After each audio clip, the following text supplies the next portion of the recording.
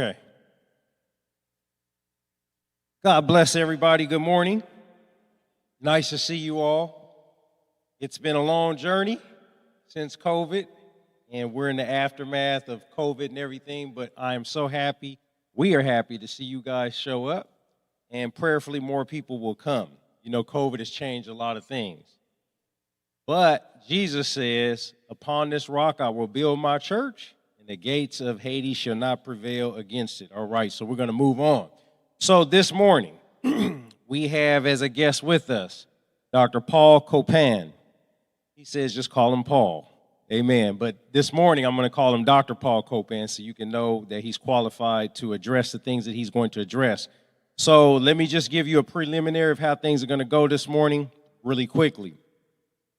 We're going to have a break after his Part A talk. He's going to give a talk.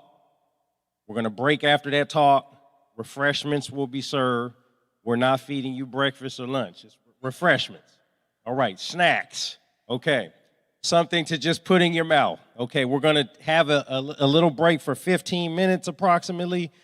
Socialize, use the restrooms, have a great time.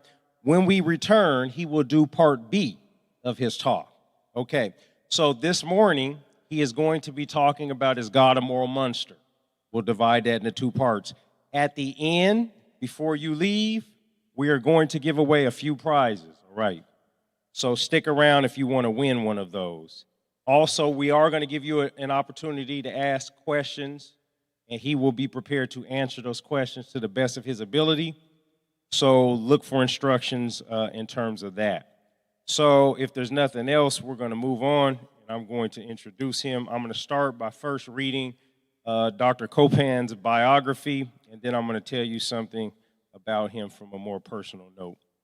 So here's the bio.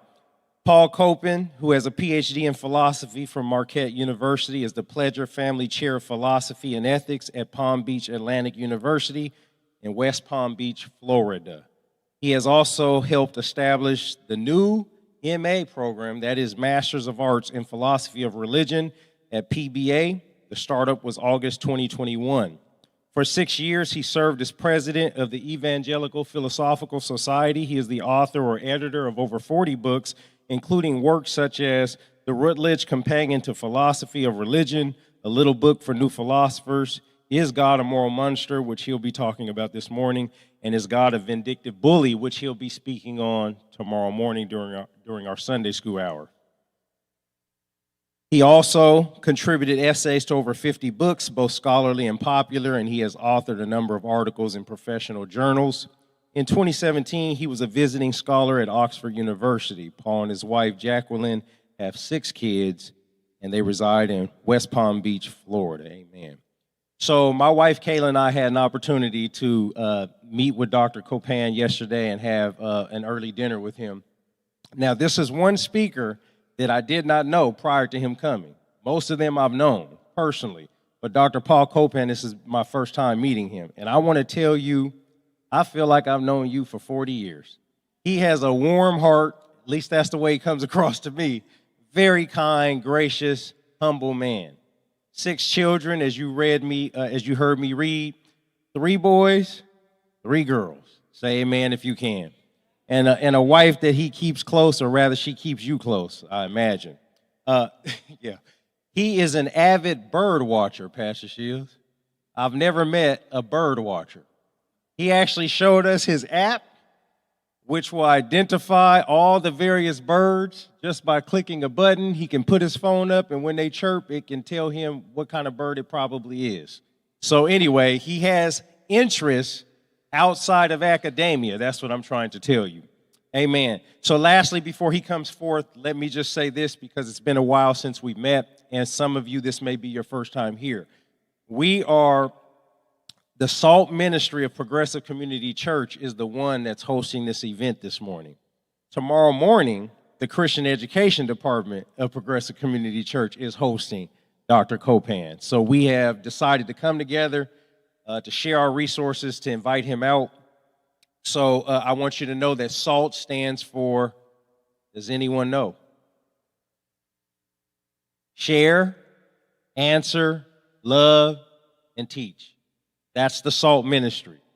We believe in sharing the gospel. We believe in preparing people to answer questions, to objections people raise up against the Christian faith. That's why we have him here this morning. Apologetics is what the A stands for. We believe in loving people the way Jesus demonstrated love and teaching people to continue that cycle. Go back out, make more disciples, equip them, etc. That's the SALT ministry. Amen.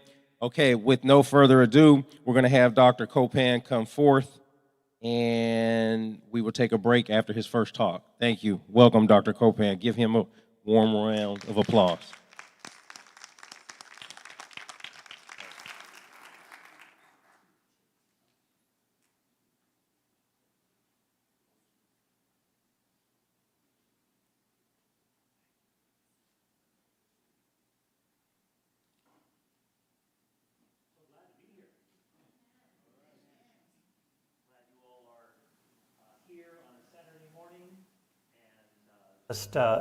There we go. As I was saying, I'm very glad to be here. Thanks so much for coming. I come from Florida, and I was actually just here in this area in Gilroy, actually, 2 weeks ago, and was speaking there, and I was telling them about our program in West Palm Beach, Florida, in apologetics and philosophy of religion, and the pastor there in the first service, after the first service, said, don't encourage everybody to come to Florida, they're already doing that. So the next two services, I said, come and study with us, and then come back to California. So I just wanted to let you know that we want you to be here and supportive of the ministry that the Lord has given to you all here at Progressive. May the Lord continue to bless you. Thanks for the warm welcome. I just feel so loved and embraced by you. So thank you so much for having me.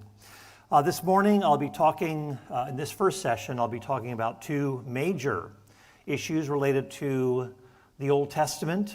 And there are some people out there who are saying that the Old Testament endorses slavery, that the Old Testament is misogynistic, it's anti-woman. And I'm here to tell you and show you that that is not at all the case. That women are elevated as equals, both made in the image of God. It's to the command is to honor your father and not a piece of furniture, but honor your father and mother. There's a fundamental equality that is assumed there. And when we'll also look at the nature of better use the term servitude, because slavery is a bad translation. And of course, it conjures up all sorts of negative things, and that just are not at all the case when it comes to the Scripture. So we're going to talk about that. So let's first of all talk about, does the Scripture condone slavery? Now, I've got like 100 or so, I think it's something like that, PowerPoint slides just for this one, and then I got 180, I think, for the other one, which means this is going to be like a motion picture when it comes to the PowerPoint. So I'm going to skip some things. I'm going to get to some of the main things. I'm putting together like a full day's worth of material into a fairly short period of time. So bear with me if we are moving through with unperturbed pace, deliberate speed, and majestic instancy. And also keep in mind this is going to be recorded, so you can come back to this again and again and again and again and again.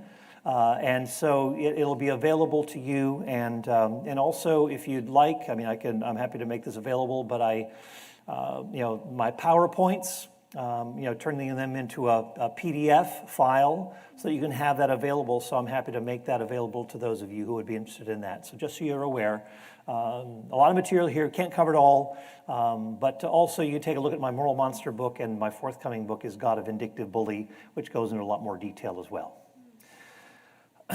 Well, here's one, it's called A New Atheist, some kind of a recent trend of atheism, where Sam Harris says, slaves were treated as farm equipment in the Old Testament. Harriet Beecher Stowe, of course, when you think of slavery, our most ready association is with the antebellum South, for example, and the terrible history of that here in the United States. Harriet Beecher Stowe wrote that the legal power of the master amounts to an absolute despotism over body and soul, and that there's no protection for the slave's life. When you read the Old Testament, we'll see there are a lot of protections for the most vulnerable, for the servant, for the alien, for the orphan, for the widow. God is particularly concerned about those who can be most taken advantage of. And God is reminding us, his people Israel, that they were once slaves in the land of Egypt. So you are to look out for those who are most particularly vulnerable. So this is fundamentally what we need to be thinking about in terms of God's heart and God's mindset, what the heartbeat of the Old Testament is when it comes to their legislation, that it is informed by the experience that they had, the hardships that they had in the land of Egypt.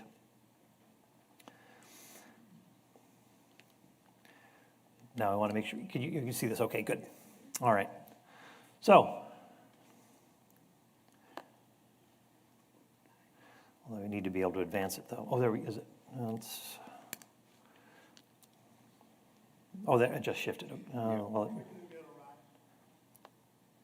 Okay. Just click here. Okay, but it's not. Look, back. Okay, back. Forward. Where do you Okay, want it? right. Okay, so we've got to get it up on this one. I think it just got. It disappeared again. Where'd Terry go? Okay. All right. Okay, hold on. They're going to come in.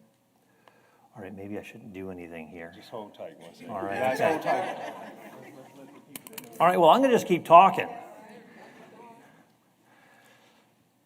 Well, I think in the first place, when we look at the term slavery, it's interesting that when the King James Version came out in 1611, it only used the term slave once in the Old Testament, only one time.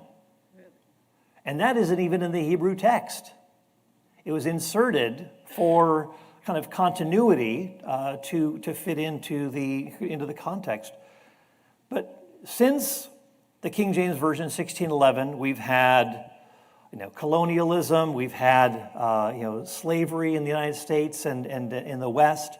We've had of course the abolition of slavery. We've had Jim Crow laws. We've had the Civil Rights Act of 1964, and then you get modern translations like the NIV and others. I mean, there's just a whole bunch of them, and this is true for other other languages as well. German, Dutch, and so forth, where they actually use stronger language instead of say servant or laborer. They will use the term slave. Dozens or hundreds of times, like 117 times or something like that in the NIV. And given that history and given the negative associations, it's a great pity that a lot of our modern versions have gone to this whole, just using that language that is so emotionally laden and conjures up all sorts of negative images. So I want us to make sure that we understand that the very problem is often in our translations. The word, and let's see if we can, okay, there we go. That's kind of where we're going with this servant thing, slave and slavery in translation, that it can be very misleading, that the term servant can be, it can sometimes even just mean worker. The word, avad in Hebrew, it means to work. And God tells, Adam and Eve, the human beings to work in the garden. That word related to, it can simply mean worker. And it probably is just more like a dynamic dependency relationship that is involved here. That you are contracted for someone. Think of our own sports analogies, where we are, where people are being, where players are being bought and sold by the team owner. They're being traded. Does that mean that they're not human beings? Not at all. Wow. No, it just uses that kind of commercial language to talk about these transactions, and that is what is going on in the scriptures. And so when we look at this kind of terminology, we've got to be very, very careful not to turn our modern colonial slavery situation into what was going on in the ancient Near East and Israel, which was a much more humane, caring, compassionate sort of arrangement. And we'll come back to that in a moment, because when it looks like you can, there's the permission to leave an oppressive situation, that you don't have to remain in it, whether you're domestic or a foreigner who runs away. Foreign runaway slaves can settle wherever they want in Israel. What a provision. And so we'll talk about those things. My father came from Ukraine, and so I grew up with the Russian language. And so, it's actually, the word rab in Russian means, can mean servant, but just worker. And, and it's related to the word работать, which means work. It's kind of your ordinary word for work. And so there is, you see that it just in the Russian language, there is that kind of similar connection to work, the worker and so forth. And to the term servant can be a very honorific title. Joshua, Moses, they were considered servants of the Lord. That wasn't a bad thing, it was a good thing. And so it's using that same term. But you see what makes the difference is the very context. Being servants in Egypt, terrible thing. Being servants of the Lord, Moses, Joshua, good thing. So just take a look at the book of Exodus for a moment, where we see the Israelites who are, and they're called servants, even Egyptians are called servants of Pharaoh. And so that's why, and you see the difference here between Israel in Egypt and when God tells Moses, go to Pharaoh and tell him to let my people go so that they may serve me in the wilderness. Yeah. Bad service, good service. Bondage, freedom. So this is, just a simple comparison of the text will show you that there's a lot more going on here than what our minds conjure up with these modern translations and the negative recent history that our nation has had. So there is a state of dependence, no question about it. They're depending upon the Lord or depending upon someone else. If you're working in someone else's household, there's a dependency relationship. When a player signs a contract for a team, there's a dependency relationship here. So it has more of that sense to it.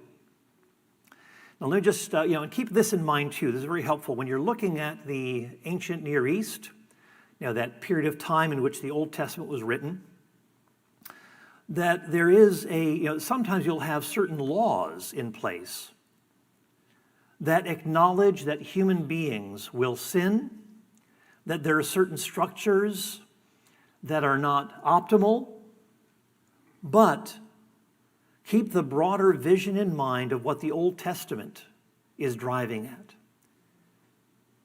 So, for example, in Genesis 1, all human beings are made as God's image bearers. We're made with dignity and worth. Male, female, there's no class structure here from the very beginning.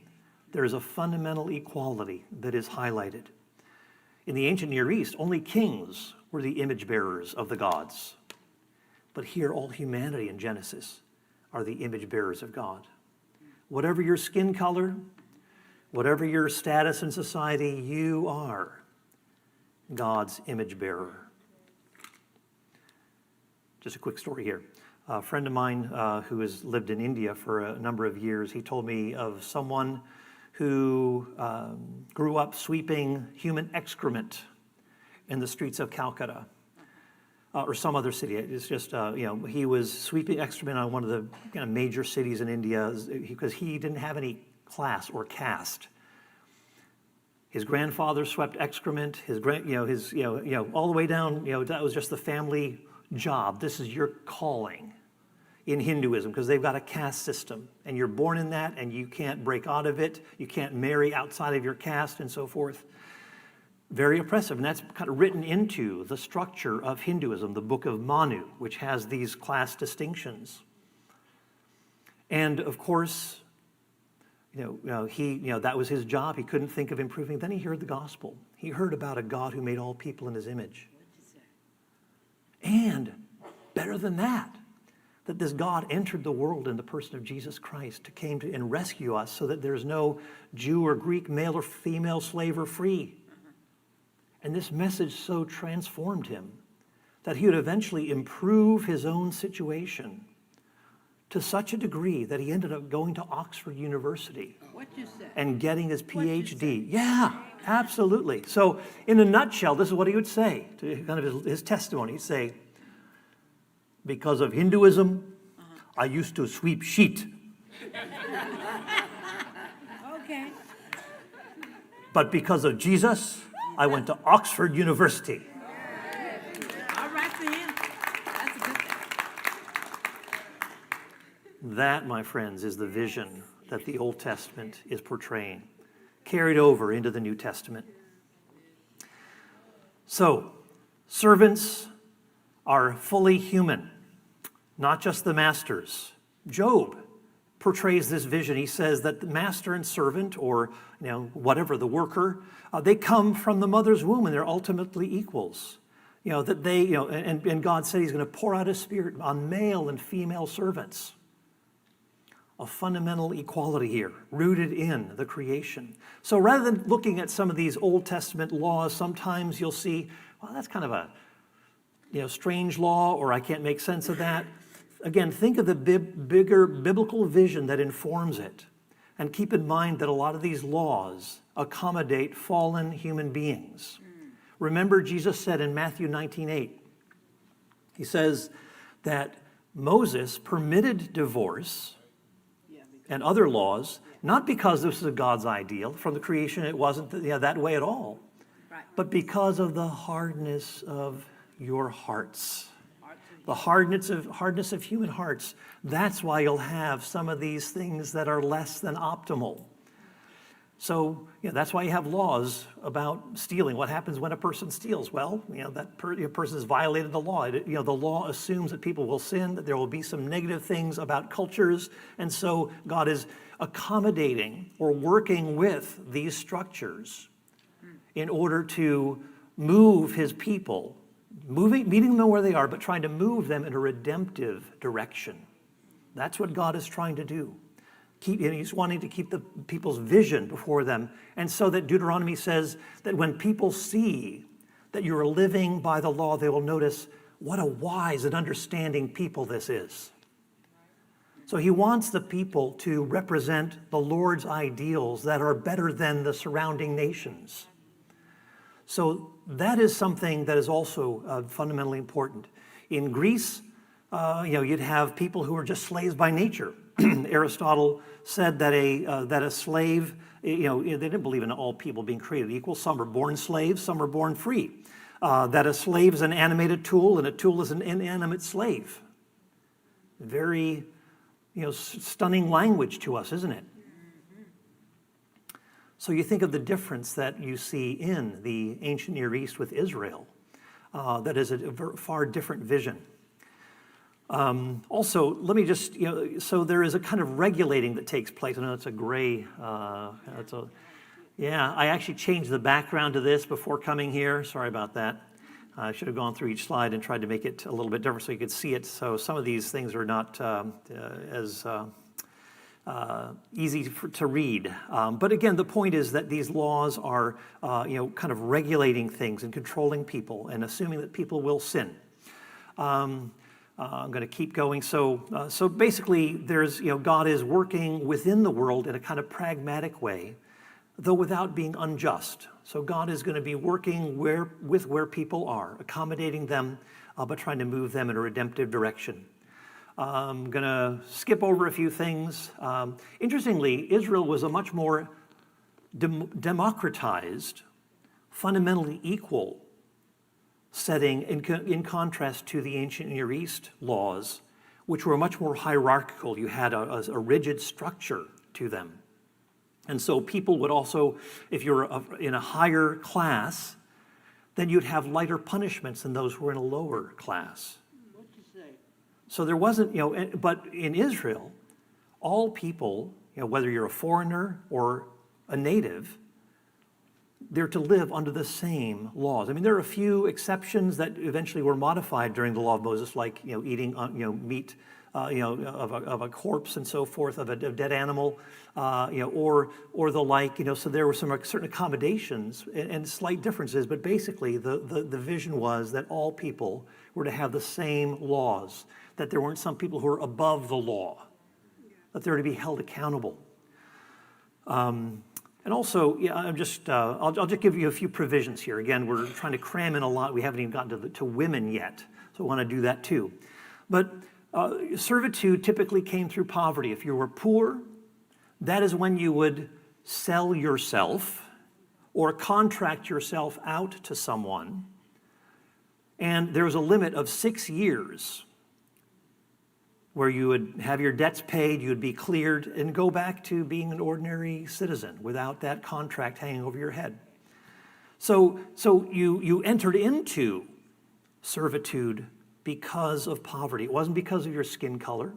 It wasn't because of because you were somehow of a different class in Israel. No, there's a fundamental equality, and that's why you have the law saying if your brother or your sister does this or that. Again, there's this equality. It's not as though if someone who is really way high up in the hierarchy does this, as opposed to someone who is really low in the social ladder. No, if your brother or sister does this, it's that fundamental equality language that is being used. So you could voluntarily indenture yourself, hire yourself out. Like when people came over to the New World from Europe, they couldn't pay for their ship passage, and so after they'd come, they'd hire themselves out for a certain number of years, 6, 7 years. Contract would be resolved. They would pay off their debt, and then they could just operate freely within society. That's how it worked in Israel.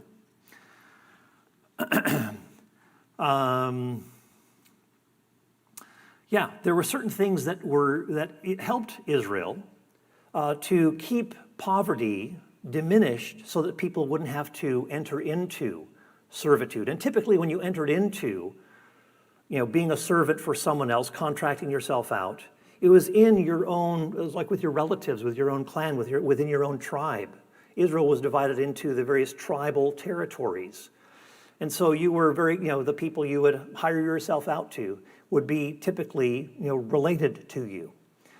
But they would allow for gleaning laws. That is, you could pick the corners of the fields that people hadn't harvested, olives that are still on the tree or whatever. You were not, the people who owned the land couldn't just strip everything bare, but were to leave some things for the poor of the land. Also, it wasn't as though the people would, have to do all the work for those who were to come to, who were poor. The poor would have to come and work themselves to harvest and to pluck and so forth. And that's a way of dignifying what they receive, because they're working for it. There were 6-year term limits, unless you wanted to voluntarily go in to being a servant in a household, saying, I love my employer, quote, master, I love my employer, and you would be with that person the rest of your life. And that was the ideal, to be in a situation where there was this loving relationship. In fact, servants were, in Israel, part of the family. That's how it was structured. You just did everything that the rest of the family did. That was the arrangement. It wasn't like you go out in that back shed over there and live there. It was all part of the same way of operating. They occupied the same space and actually provided a great degree of security for people who were more vulnerable and think about it. I mean, I'm glad that I'm not the president of my university. A lot of responsibility hanging over me. I'm glad to just be someone who's a professor there and lets other people take care of these administrative things. There's that kind of security that comes when you are a servant in Israel, where somebody else is providing you food, clothing, shelter, and optimally you come to love that person so much, you say, hey, this is a great deal, I'm going to stick around here. Also, there to be no interest loans for the Israelites. You couldn't oppress them saying, I'm going to charge you serious interest here. No interest to be charged for Israelites, so that you wouldn't further drive them into poverty. There are also anti-harm laws. You couldn't harm your servant. So if you gouged out his eye, knocked out his tooth, that the servant could go free without any debt. If you bring harm, that person is to be let go because you've injured someone who is made in the image of God. So you have this servant. Maybe that's where we get, got to replace your teeth. Maybe that's where we get indentured servitude from. But anyway, in these ancient Near Eastern laws, you also had foreign runaway slaves in other nations surrounding Israel. They'd have extradition treaties. If your slave ran away, you arranged to have that person returned to his master, kind of like the fugitive slave law in the United States, because that's property and it needs to be returned to the owner. Not so in Israel. Israel didn't cooperate with those extradition treaties. Runaway slaves running from harsh masters were allowed to settle in any of Israel's cities. Very powerful. If you're having a rough time, Israel's your best hope for finding relief from that harsh, oppressive master. You'd even have the death penalty in these other ancient Near Eastern lands, like the Code of Hammurabi. You could be put to death if you were harboring a runaway slave. Israel's saying, come on, let's bring you in if you're running from a harsh master. Also, kidnapping was a capital offense, and that's, of course, how the slave trade got going in modern times. And generally speaking, that was prohibited in other ancient Near Eastern cultures too. So to make sure that we're clear on that, but again, it was a capital offense. And I'd say, if these four provisions in the law of Moses had been heeded in the colonial West, we wouldn't have had the troubles and concerns that have marred that era, carrying over into today. So the law of Moses is actually a wonderful starting point, especially as we look at the vision of all people being made in the image of God. So Christopher Wright, noted Old Testament scholar, says, no other ancient Near Eastern law has been found that holds a master to account for the treatment of his own slaves, and otherwise universal law regarding the runaway slaves, that they must be sent back with severe penalties for those who fail to comply. So Israel is distinctive, very different from the rest of the nations around it.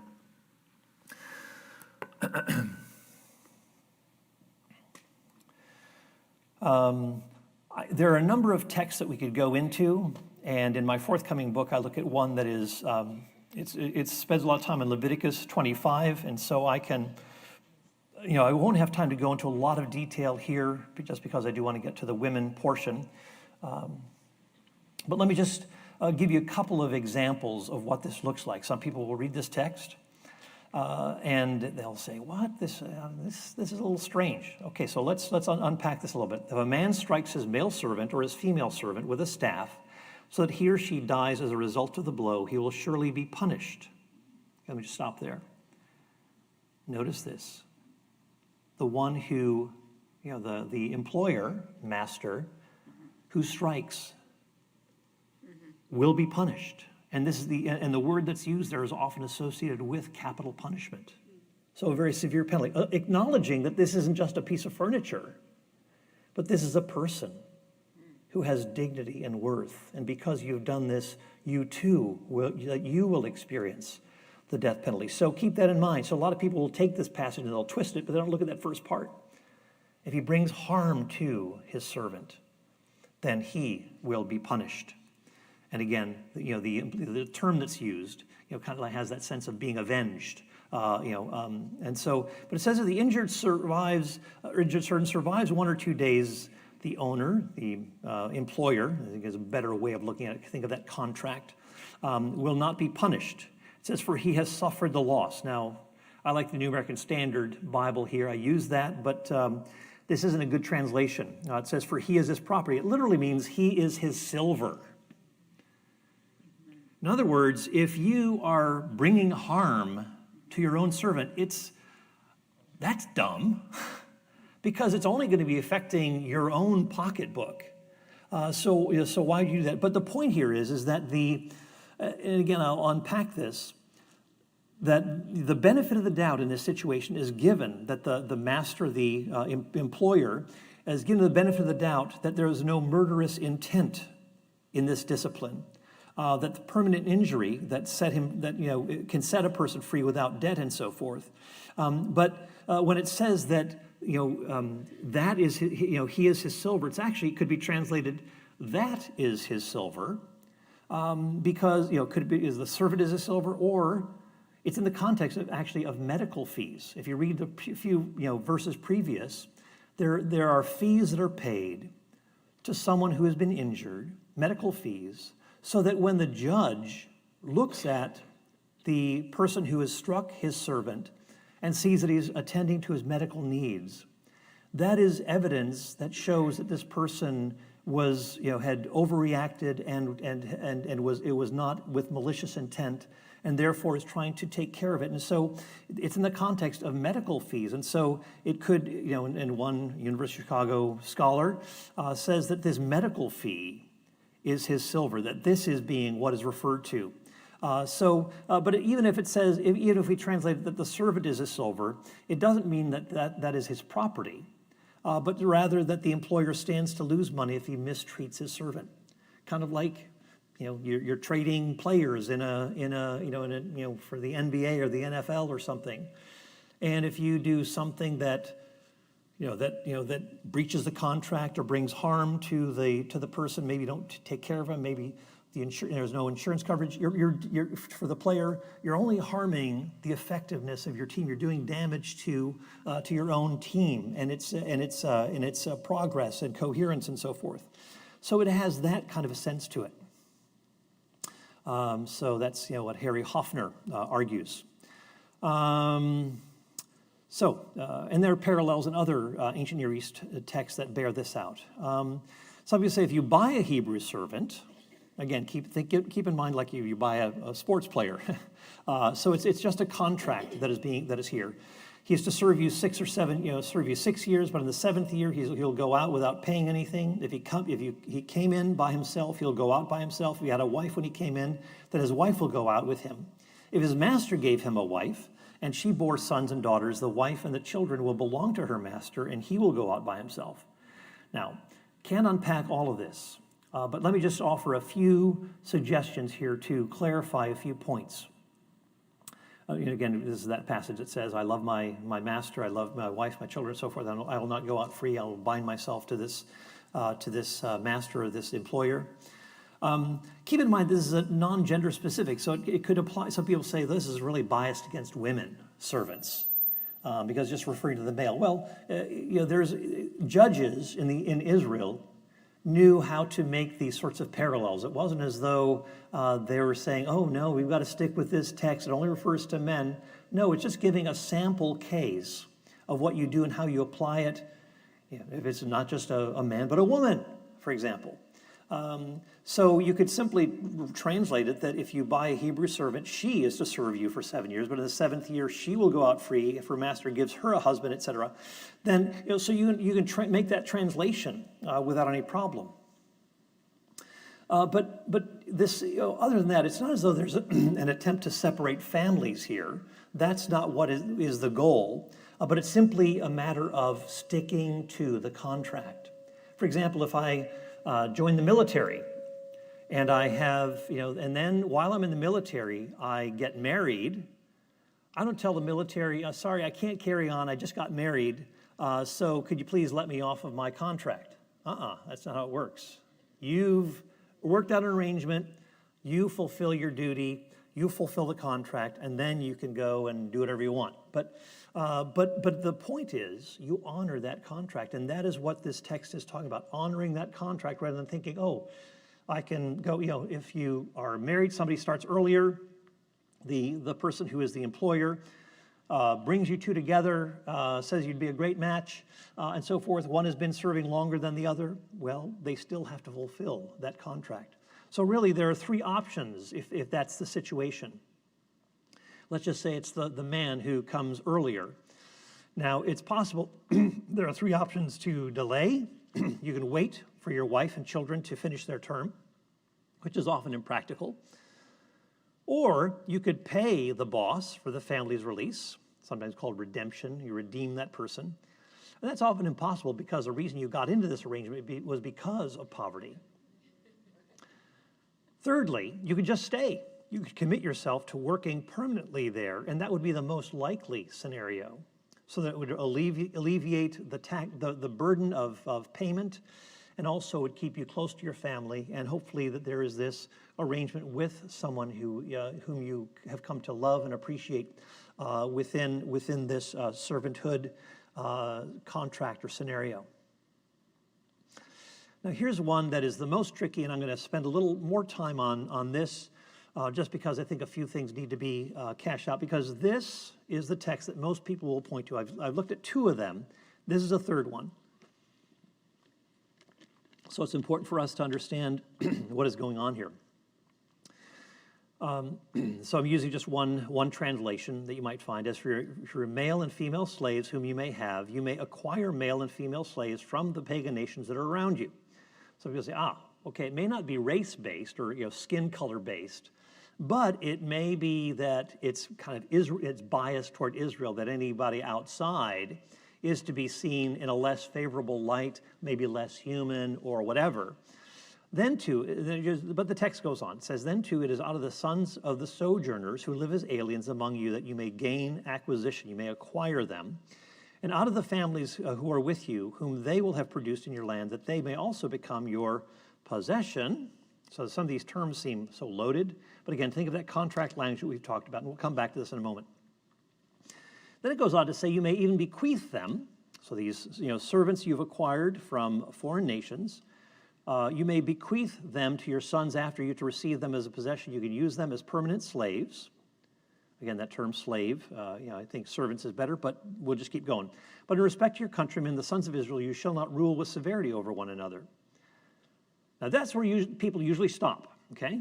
They read that and they say, oh man, that's so oppressive. Look at all of that. Leviticus 25, that's just from the devil or something. All right, let's unpack that. Okay, let's keep reading. I tell people, just keep reading and things will become a little clearer. Now it says, notice we got the stranger or a sojourner. We've just seen, the stranger or the sojourners who live as aliens, same terminology that's used, the same two words, evedim and toshavim, or gerim and toshavim. The same Hebrew words are used here. But it says, now, if the means of a stranger or sojourner, the same people that you could acquire, if they acquire means and become sufficient, and a countryman, an Israelite of yours, becomes so poor with regard to him so as to sell himself, contract himself out, to a stranger who is sojourning with you, or the descendants of a stranger's family, then he shall have redemption right. What is this saying? It is saying that you may acquire people from other nations to work as servants of yours, and often they were, or the arrangement was through, say, a family who could not sustain people to live within their family, so they'd contract them out to the Israelites to help sustain them. So it was, again, out of poverty on their side that they are doing this sort of a thing. The general tendency is, obviously, you want to keep your family together, but sometimes situations can be so dire that you say, well, just go and work for an Israelite over there. And so you have this sort of an arrangement. But the point is that you can hire someone to work for you from another nation, and given the opportunity within Israel, you can actually, some people may actually come to improve themselves to such a point that they can actually hire an Israelite to work for them. Now notice this. That same language that is used of the foreigner is now being used of the Israelite. He may acquire an Israelite to work for him. So this is, so as you look at Leviticus 25, what we see is that this person who is being acquired, this person who is becoming a possession, is an Israelite. But does that mean that the Israelites are therefore property? No. It's just this contractual arrangement, and we see that those who come and work for Israelites can actually rise economically to the point that they could actually hire an Israelite to work for them, to acquire an Israelite. And so, so that sort of a language that is being used is contractual because it's not diminishing the Israelite who could potentially be working for the foreigner as well. So let me just go, I'm just going to move on here. There's a lot of things to unpack. But let me just say this, in that's Leviticus 25. Earlier in Leviticus 19, it says the stranger, using the same word, who resides with you shall be to you as the native among you, and you shall love him as yourself, for you are aliens in the land of Egypt. I'm the Lord your God.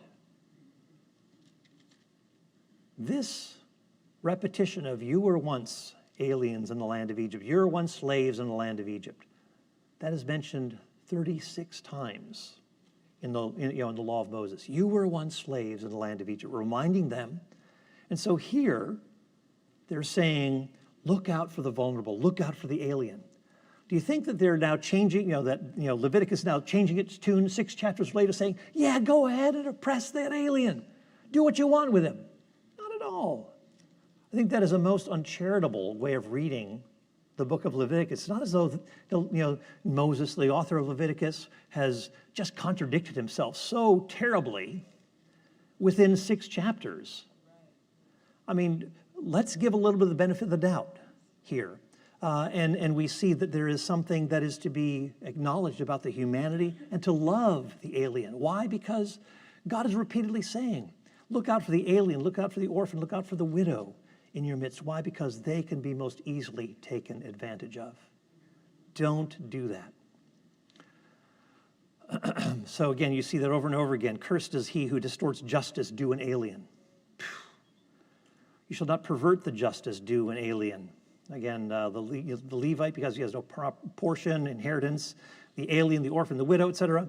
You get it. There's a heartbeat of compassion and concern for those who can be taken advantage of. We talked about the importance of rescuing runaways, people who come from foreign nations. The goal is to give them a place where they're not being oppressed. Leviticus 25 is not going against that and saying, oh, but you can oppress them if you want. Not at all. And again, the language of acquiring property. Well, keep in mind that Eve acquired a child. The same word that's used there. Or Boaz acquired Ruth as a wife in this transaction, this official transaction. So think again of team owners and players and so forth, being traded to one other team or whatever. So the verb acquire is used of the Israelites themselves, that they had been purchased by God who delivered them from Egypt, Exodus 15:16. So again, it's a kind of a legal transaction. God enters into a covenant with them. He acquires them for himself. Also keep in mind that this is not commanded, but it's permitted. You may, rather than you must, acquire foreign servants. I'm going to skip here. There's so many things to say. Oh, it's interesting too that even the term, you may keep them permanently. Well, that same permanence is used, that word olam is used for the person who says, I love my employer, my master, and he says, I'm going to live with him the rest of my life, forever. So there's that same language.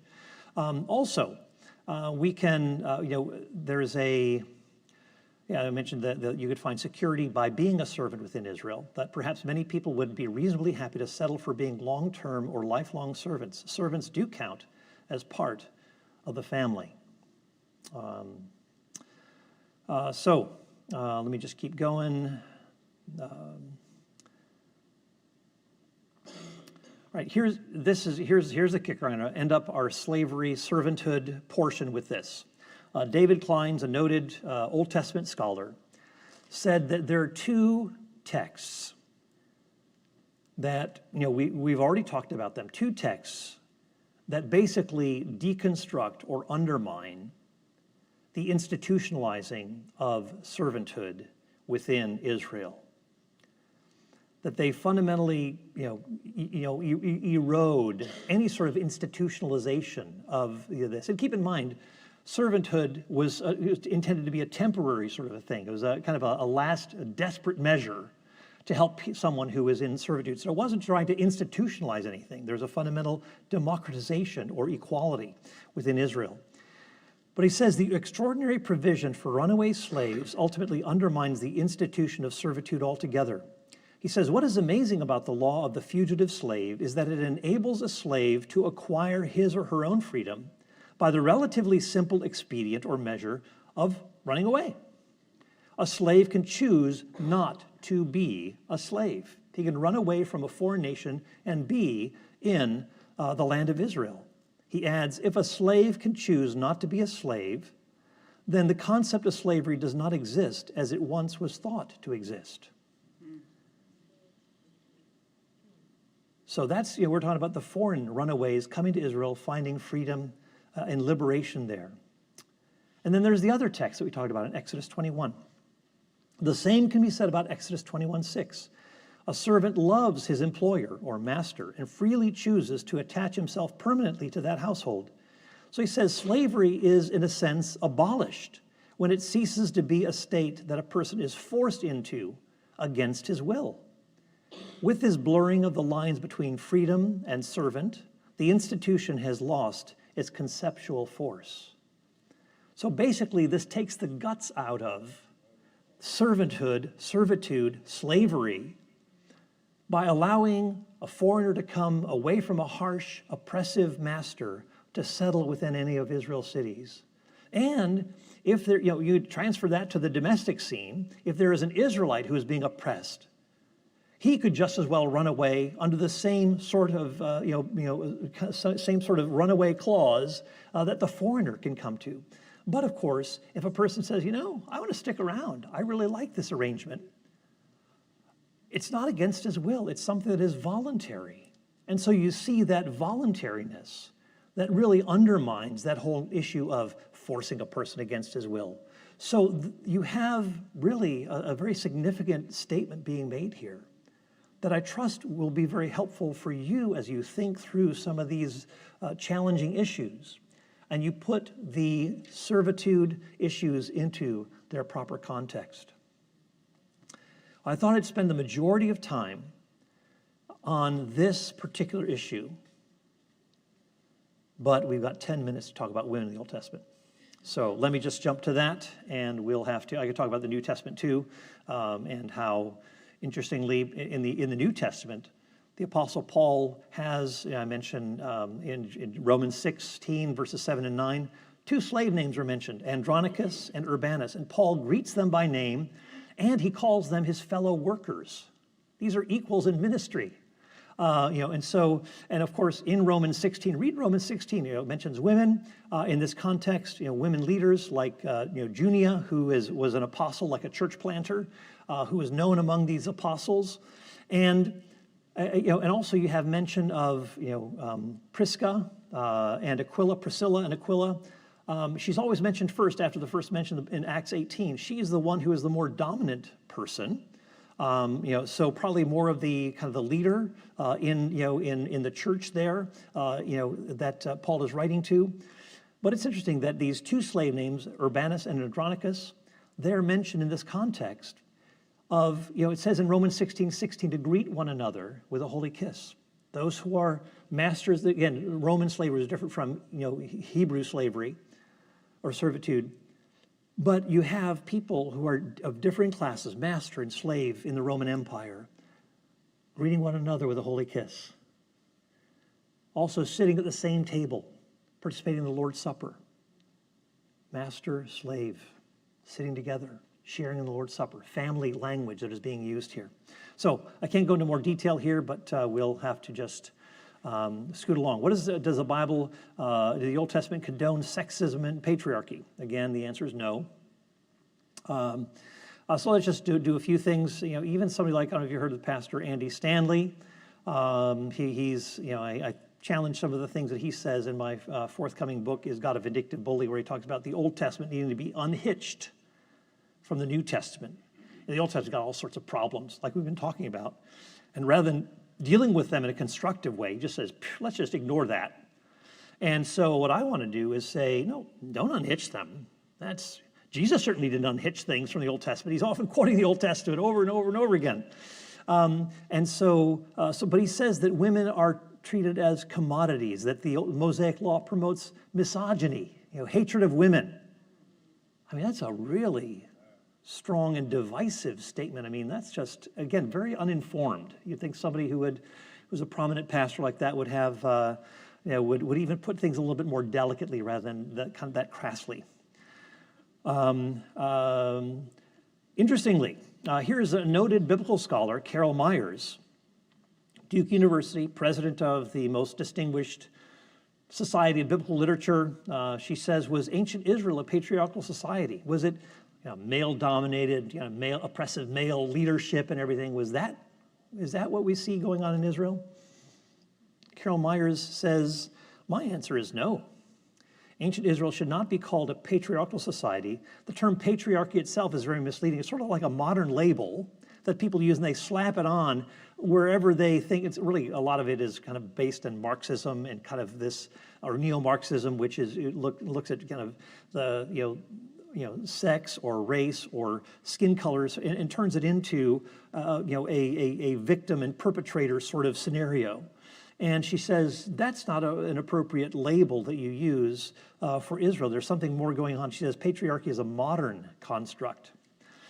Interestingly, when you talk about male dominance, people like Abraham and Jacob, they're not male dominant. I mean, you think of some people who are going on, Sarah, the women, Rachel and Leah and so forth. They're doing a lot of stuff behind the scenes. They've got their voice that is going to be heard. John Goldengay says Israel was less patriarchal than we might think, and he says he goes so far as to say that it was relatively egalitarian, and that's really what Carol Myers is saying, that male domination is fragmentary. It's in certain parts of society or certain sectors of society, but so men were dominant in some aspects, women in others.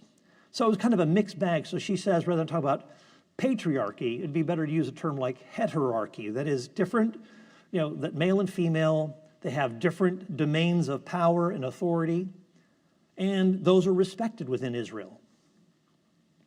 So we've already seen male and female being made in the image of God, that the Israelites' law collection required honoring both father and mother. To strike either one's father or mother could potentially result in capital punishment. So you see that there is that fundamental equality there. Women are not just an appendage. There's that mention in parallel and a presumed equality. Influential and provocative women, or provocative, yeah, there are provocative women too.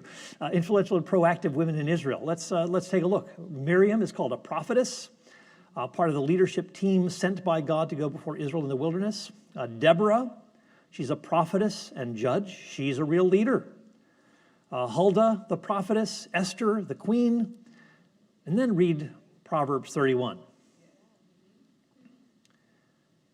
You don't have some person who's just kind of behind closed doors, baking pita bread and changing diapers.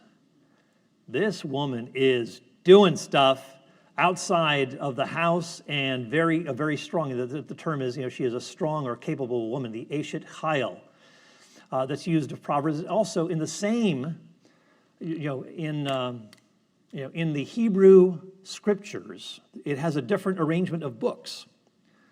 And and what you have is, you have, at the end of Proverbs, you have the book of Ruth that comes. Proverbs refers to this Eshet Chayil, this strong woman, and then in the next book in the Hebrew canon comes Ruth, and Boaz says to Ruth, you are a strong woman. So it's like it ends with that strong woman, and then Ruth, initiative taker, hard worker, working in the fields, earning her way, she exemplifies what Proverbs 31 is talking about. So again, you see the strength. So you can say about the earlier portions of the Old Testament, that portion of the Old Testament, those historical books are ruthless. They're without the book of Ruth there. Ruth is placed in another portion in the Hebrew arrangement of the Old Testament. So what does she do? She's industrious. She's not just managing the home, but she's industrious, engaging in trade and commerce. She's making textiles. She's selling stuff to people who are engaged in this trade. She's purchasing property from her earnings and so forth. And she's making decisions quite independent of her own husband. He's at the gates taking care of his stuff, and she's doing her own business transactions and so forth, real estate transactions. Pretty impressive. This is no wimp. This is no servile woman, a doormat or anything like that. No.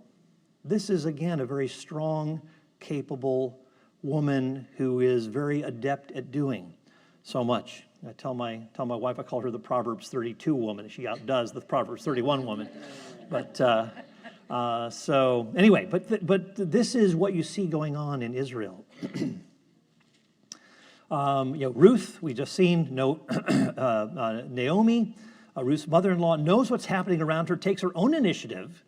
She seems to know what's going on. Says, "Okay, when you go to this, there's going to be this party. You go over there and you meet with Boaz, or Boaz is going to make sure that things are done." She's aware of what's happening.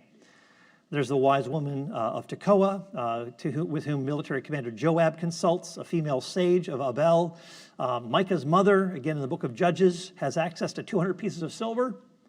The Shunammite woman, she's a prominent or great woman in Shunem.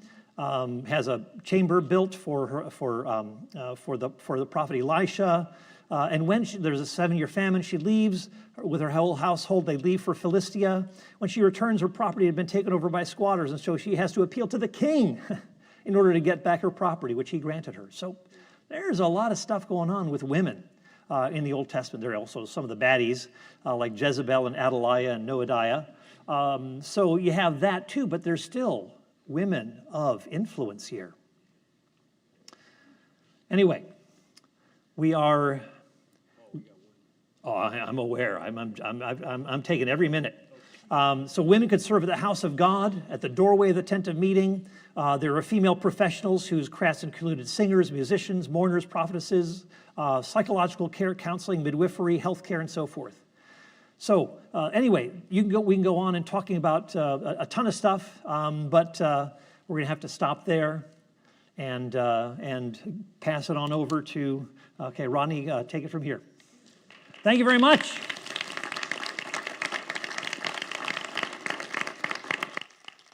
Thank you, Dr. Copan. How'd you guys enjoy that first session? Amen. Do you feel empowered, more equipped? That's the whole purpose. So right now we're going to take a break, and we want to thank you, Dr. Copan. You did a great job. We really appreciate you laboring and spending time equipping us. Amen. We're going to take a 15-minute break.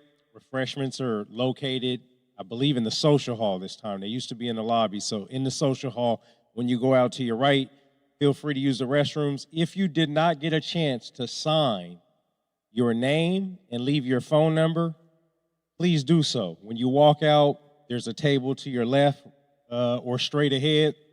That way we can inform you when we have future seminars. Amen. So one final thing. For those of you who are not plant-based eaters, don't eat up all our food.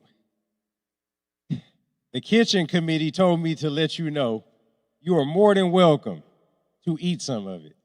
But they said their experience is when they put out the vegan stuff, most people don't want to be vegan. You even talk about us, and then you guys eat all our stuff up. So if you see when there's 5 minutes left before we return that there's still a lot, have as much as you want. You are welcome to eat it. Please don't eat it because you have other alternatives. Some people, that's all they have. Amen. All right, thank you. You're dismissed until we return.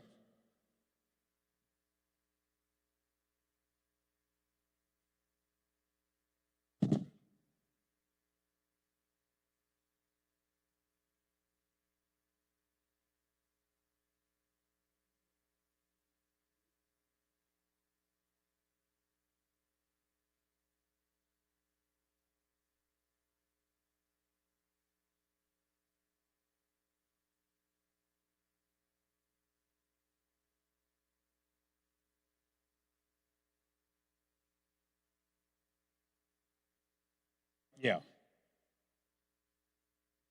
Keep it in the ballpark. I mean, if you're really itching to ask something else, I suppose you can, but hopefully it's not too far removed. Okay, so Dr. Copan's going to come back and give us the part B. Then we'll have the Q&A period, and then we'll give out a few prizes. And again, before you leave today, please sign your name and leave us your contact information on the table so we can inform you of future seminars. Thank you.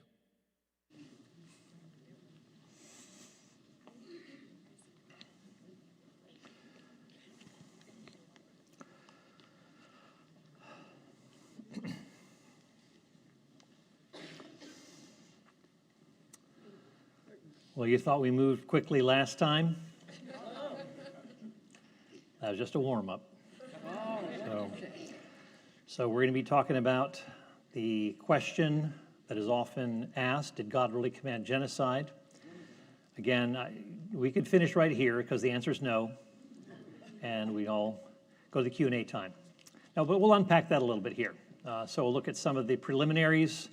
Again, we're going to have to rush through this. I want to get close to, I want to move fairly quickly to the, what should we say, the biblical and contextual matters. And we'll, again, I've got 180, I think, slides here, so we're not going to be able to do justice to all of this. But here we go. In fact, I'm going to just get my phone here just to have it at the ready. Gives me the time. So going till 10:25 or 11:25. Yeah. All right. Very good. Okay. Tomorrow morning, I will be looking at some of these issues. So I'm just going to zip through this. I'm going to be looking at. Here's kind of. I don't know if you've seen the Babylon Bee, but this is kind of a fun headline. It's Christian satire. Banned from playing violent video games. Local kid settles for reading Old Testament. Oh my God. So, yeah. So if you want to look a little bit more at these topics, I've done some writing on this, co-authored a book with Matt Flanagan, Did God Really Command Genocide? I've written a book on biblical ethics in which I go into some detail on that. And then a forthcoming book which elaborates on a lot of things, and it goes beyond what I did in the Moral Monster book, is God, a Vindictive Bully, which is coming out next month. So that'll be available at Amazon. So all of my stuff is pretty much available on Amazon if you're interested. So I'm going to, there are some people, again, for basic approaches to the Old Testament warfare issue. Some people, like the New Atheists, Richard Dawkins and so forth, say that the Old Testament God should be rejected. Some people, and I challenge, and I'll talk about this tomorrow, Greg Boyd and others who say the Old Testament has to be reevaluated because it isn't a faithful record. So when it says, thus says the Lord, these people say, well, the Lord probably didn't say that. That the Lord wouldn't issue a severe command. And they were there. And they were there, yes. Got a feedback from the audience here, very apt comment. And so I'll take a look at some of those things tomorrow. So what time is tomorrow's gathering? 9:30 to 10:30. Okay, so I'll be speaking at this in the Sunday school class on that. Some take the view that we should reevaluate violence in the Old Testament, and they say that though Canaanite genocide or mass killing is unique, it is rightly called genocide. So they would say, no, it is genocide, but it's only a unique, once-for-all event. John Calvin, for example, held that view. I take a view where we reevaluate the interpretation of the Old Testament, that the Old Testament actually doesn't describe anything like genocide. It uses a lot of exaggerated language or hyperbole, because you'll often see in the Old Testament language, we left no survivor. And it was wonderful to see the book of Joshua, text from Joshua chapter 1 here. Love that text. And as we read the book of Joshua, you understand that it is an ancient Near Eastern war text that utilizes the same kind of language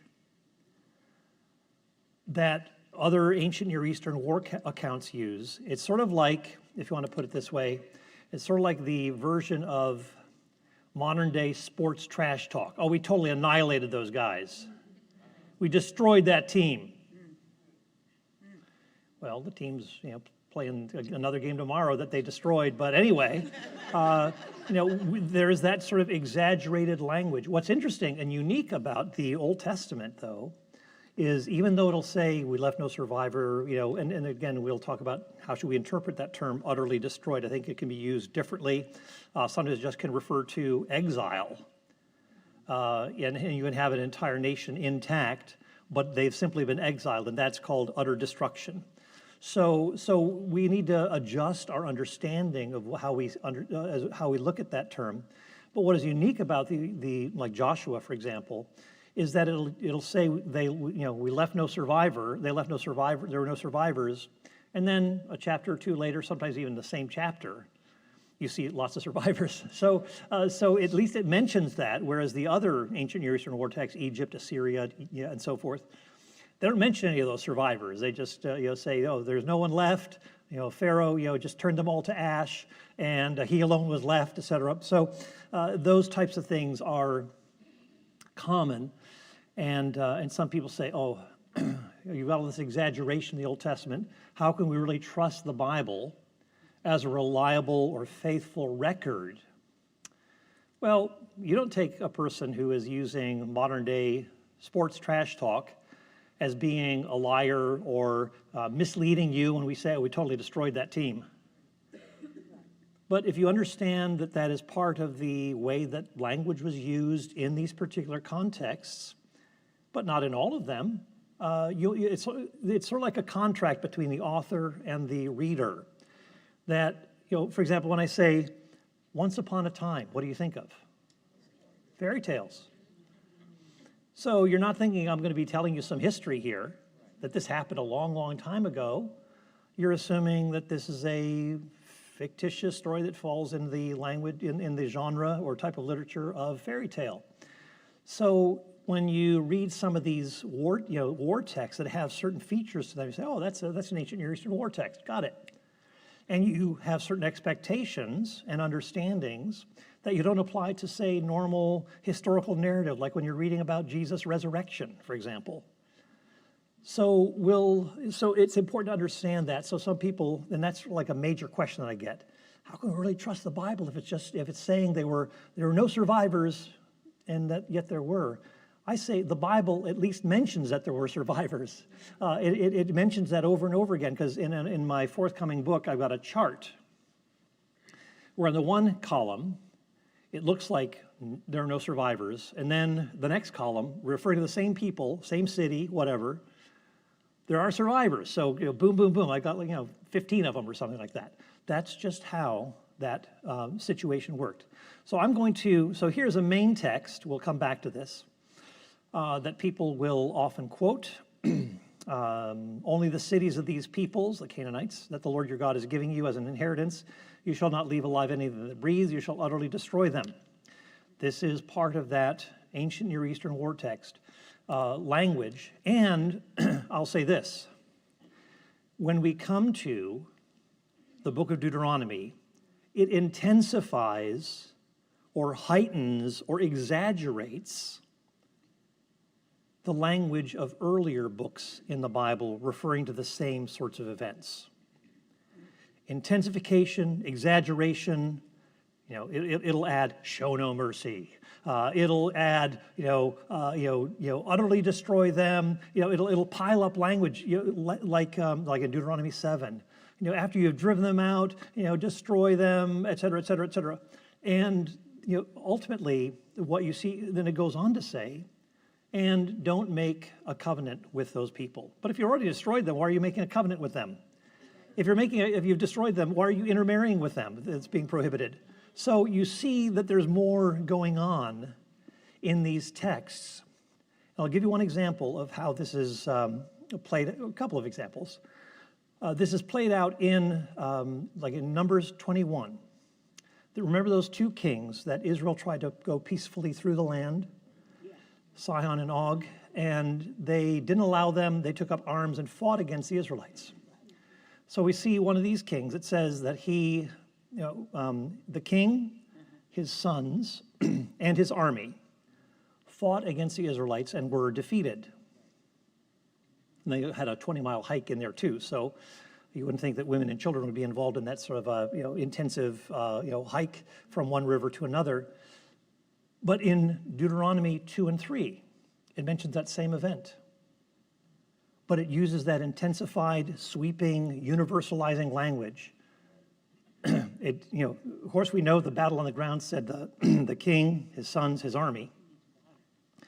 You get to the Deuteronomy 2 and 3, it says, man, woman, young and old, just using this universal language, even though they weren't even at the battle scene. Do you see how that works? Using that intensified language.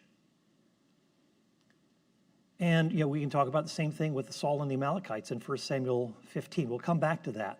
But I just want to say that these are the sorts of things that we see.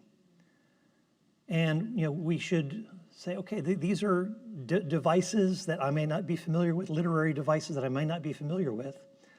But what is clearly being portrayed here is not that kind of genocidal language that people often, or the genocidal acts that people are often accused in the Bible of engaging in. So we want to understand that, and Deuteronomy really intensifies the language, and we need to understand it. So we'll look at Greg Boyd tomorrow. So I'm not going to say anything more about him. Mariah, can I get a little water here? Or I guess there's some. Thank you. I don't want this to be a dry lecture, so that's why I need some water here. So. Please get it some water. All right. All right, so as we look at the problem, I don't want to say, oh yeah, I've got all the answers and this is a slam dunk response to these questions. I mean, there are some challenges, and as I've, between the 11 years of my first writing, Is God a Moral Monster, and Is God a Vindictive Bully, I've come to benefit and gain and learn new things. And there's some texts that I think on the warfare front, I think I've been able to address these sorts of concerns in a fair-minded way, but it doesn't mean that everything that in the Old Testament that may raise a question that I've looked into, but it's been a good learning experience for me as I've been in this process of writing and interacting with people and getting their questions, like I'm going to be getting some from you, that it's been part of a growing process for me too. So I'm grateful for the things that the Lord has taught me in this process. But also, when we look at Greg Boyd's, how he treats some of these things, he actually is very selective. As I was, and I'll talk about this more tomorrow, but Greg Boyd he wrote a 1,400-page book in 2 volumes, and he would make these claims, like I said, God could not command anything severe like drive out the Canaanites or anything like that. God couldn't do that because Jesus is our example, and he says, turn the other cheek and love your enemies.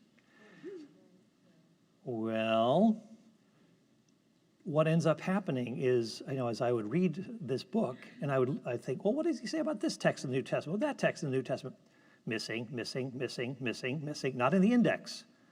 So he's being very selective in his treatment of certain texts, and what I want to do is say, let's try to be as comprehensive as possible and really address these texts head on. And so, and therefore being as integrative as possible, trying to, how do we fit the pieces together? And so these years I've been working on fitting the pieces together. And so I want to impart to you some of the things that I've found helpful and how some of the pieces fit together that I hope will be helpful for you. Be theological.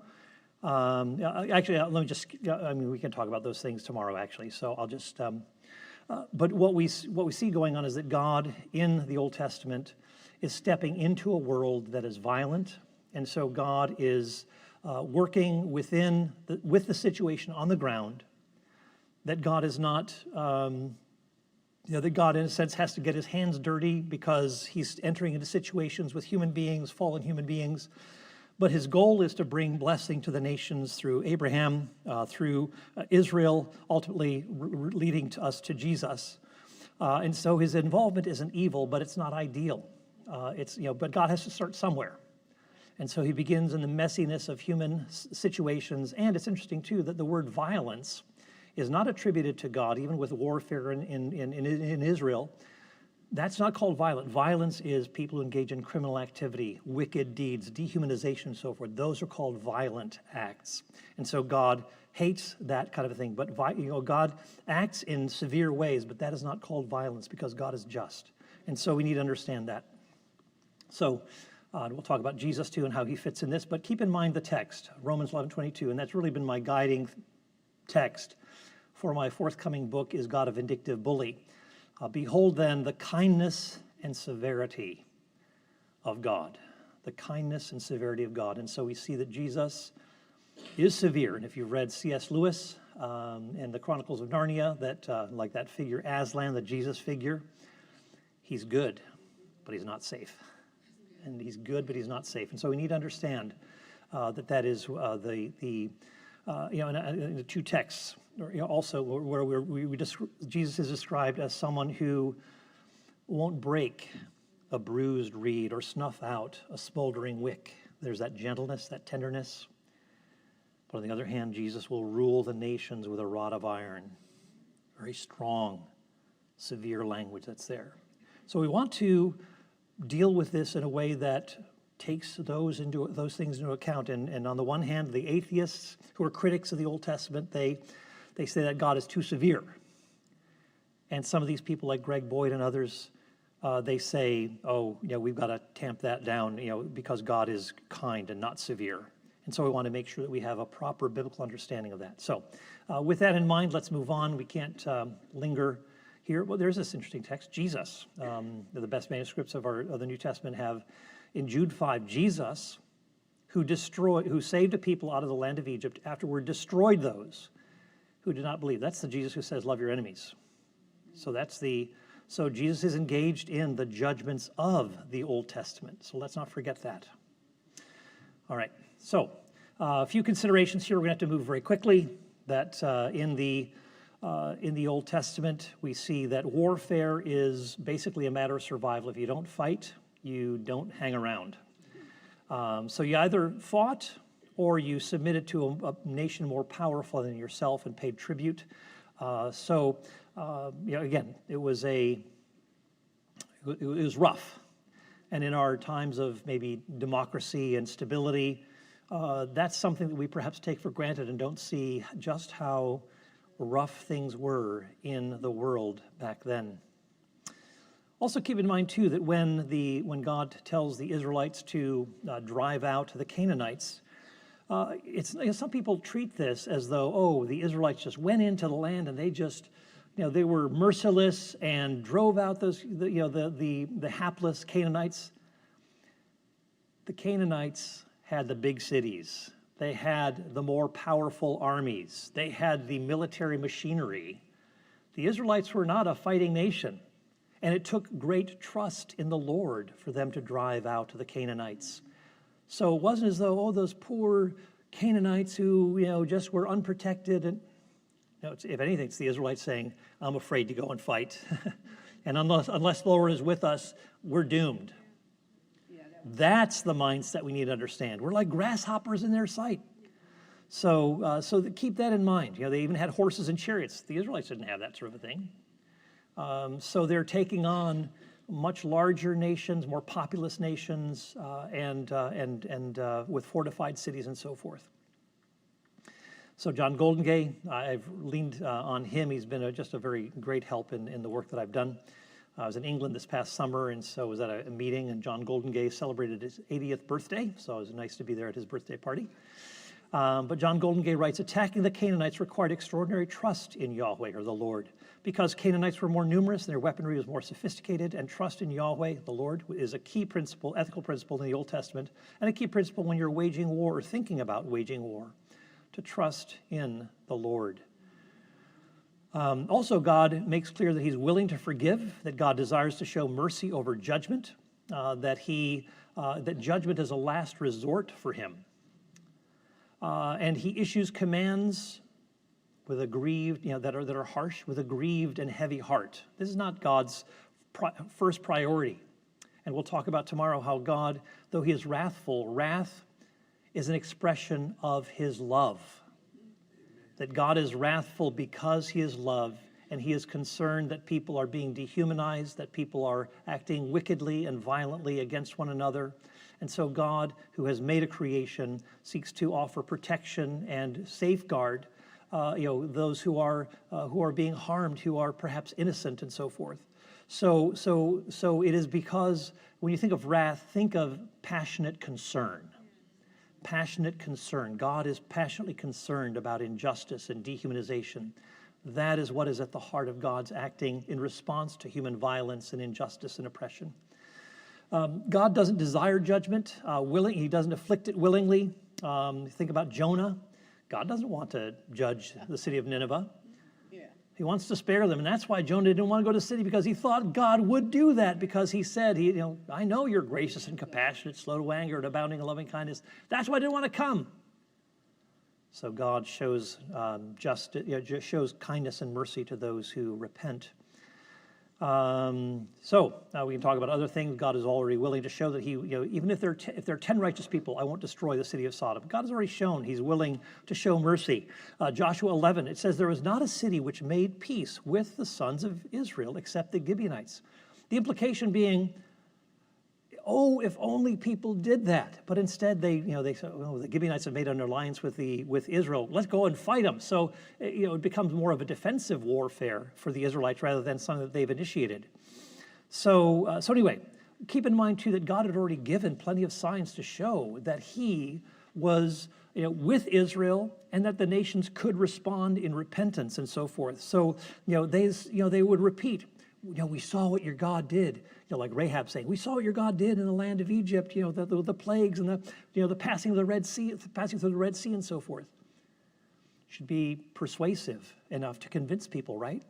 All these miracles. And of course, even if they're looking at the Israelite camp, they've got a pillar of cloud by day and fire by night over their camp. You think, something's going on over there. I want to get on the right side of this.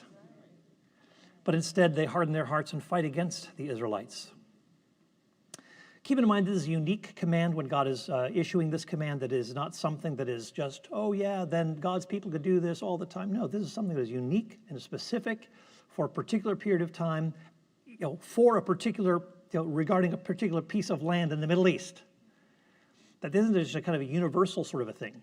I mean, in contrast to, say, Islam, where in his farewell speech, Muhammad said, Allah has called me to fight until all people say there is no God but Allah. That's his kind of parting shot, as it were. And he engaged in military battles and assumed a universal conquest, that jihad continues on until all people say there is no God but Allah. So this is a unique situation.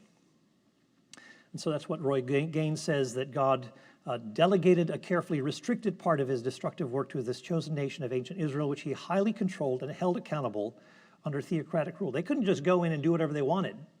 Remember in Joshua, where Achan took the clothing and the wedge of gold, and they lost against the battle of against Ai or Ai, and so so they were thwarted. They couldn't just do whatever they wanted, plunder and so forth. There were certain specifications that they had to follow. God also waited patiently over 430 years, over half a millennium, including 430 years in Egypt, until the Canaanites would be ripe for judgment. God said, we're going to wait, told Abraham that He would wait until the sin of the Amorites, Canaanite peoples, was filled up, reached full measure. So it would have been wrong before then for the Israelites to go in and do something against the Canaanites. The land had to be ready for judgment. So keep in mind, too, that the Canaanites engaged in incest, ritual prostitution, infant sacrifice, and bestiality, acts to be considered criminal in any civilized society. And that's why we read in Hebrews 11, Rahab did not perish along with those who were disobedient, those who should have known better, those who saw the signs and wonders of the God of Israel, but yet refused to repent. And God also, think, oh yeah, God is biased in favor of Israel. Well, not because Israel's great shakes in terms of morality. God said He would vomit out the Israelites if they imitated the Canaanites, and that's what happened. They went into exile. Also, some people say, well, this is, God is predisposed to Israel, and the reason that He's fighting against the Canaanites is because it's something ethnic or tribal. Nope, wrong again. God, all of these people, the Kenites, the Kenizzites, the Hittites, the Amorites, Canaanites, Jebusites. Earlier on, these people were not a problem. Moses, another group of people, he married a Midianite woman. Joshua's assistant, Caleb, was the son of Jephunneh the Kenizzite. You see the Israelites living in, Uriah the Hittite, who was one of David's mighty men and so forth. All of these people, there's nothing ethnically or tribally problematic. It's because of the behavior of these people who are acting wickedly and who at some point are ripe for judgment. So we'll just skip through that. God works with messiness. God gets his hands dirty to a certain point. He works within a fallen world, though not the original product of his own pure hands. So we've already talked about that a little bit. So God begins with people where they are, not where they ought to be, and permits certain inferior conditions and works with them in order to move his people in a redemptive direction. So there's no genocide here. There's a lot of people just jump right to the language and they don't forget the broader context of God's waiting patiently, God's desire to show mercy, that God would judge the Israelites according to their imitation of the Canaanites and so forth. So we're going to have to skip through some of these things, unfortunately. But like I said, we can make those PowerPoints available to you all through Kayla and Rodney here. Also keep in mind, too, that there is something mighty cosmic going on here. This isn't just one nation fighting against another. This is God's redemptive plan set in motion, and Israel cannot be derailed. And so God is issuing very strong warnings. Cosmic battles are taking place. And so if the Canaanite mindset prevails, Israel's identity and mission are compromised. And that's part of the bigger picture that we need to see.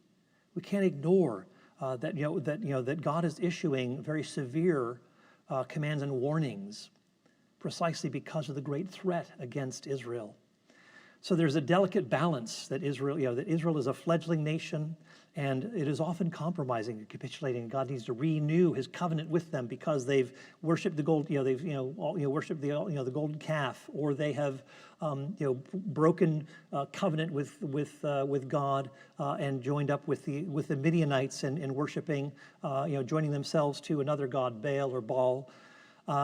So John Golden Gay says, perhaps Deuteronomy, remember that intensive language that's used there, perhaps Deuteronomy was only being realistic in recognizing the power of Canaanite temptation when Israelite faith in Yahweh was a newly budded flower. So very delicate here, very fragile. I'm going to skip here. Ultimately, God has a determination to bring blessing to all nations, including those who are the offspring of the Canaanites, that God promises to bring blessing to the Jebusites, to even some of the other enemies like Assyria and Egypt in Isaiah 19. God desires to incorporate them into the family of God, to incorporate them as his people. But in the short term, there is a threat to this global plan. The Canaanites stand in the way. And so, unless they repent then, or are willing to align themselves with the one true God who's shown himself through signs and wonders, then they've got to be driven out of the land. So that is, the short term is negative against the Canaanites, although God enters into that reluctantly and is willing to wait even over half a millennium. But the promise to Israel turns out eventually to bring blessing to the entire world. So anyway, those are some things. I'm not going to get into these other comments, but it's interesting as you read the New Testament. Again, John Golden Gay, my buddy, he says if there's a contradiction between loving your enemies and being peacemakers on the one hand, and Joshua's undertaking this task at God's command on the other, the New Testament does not see it. See, when the New Testament is talking about these Canaanite wars in Acts 7, Acts 13, Hebrews chapter 11, and also we could add, James that mentions Rahab, who took in the spies and sent them off in a different direction, that these are not seen as negative. That, this is part of God's working out his purposes, simultaneously bringing the Israelites into the land, but also bringing judgment to the Canaanites. And he had waited a long time for that to actually take place, which included servitude, harsh servitude in the land of Egypt. I'm going to skip this. All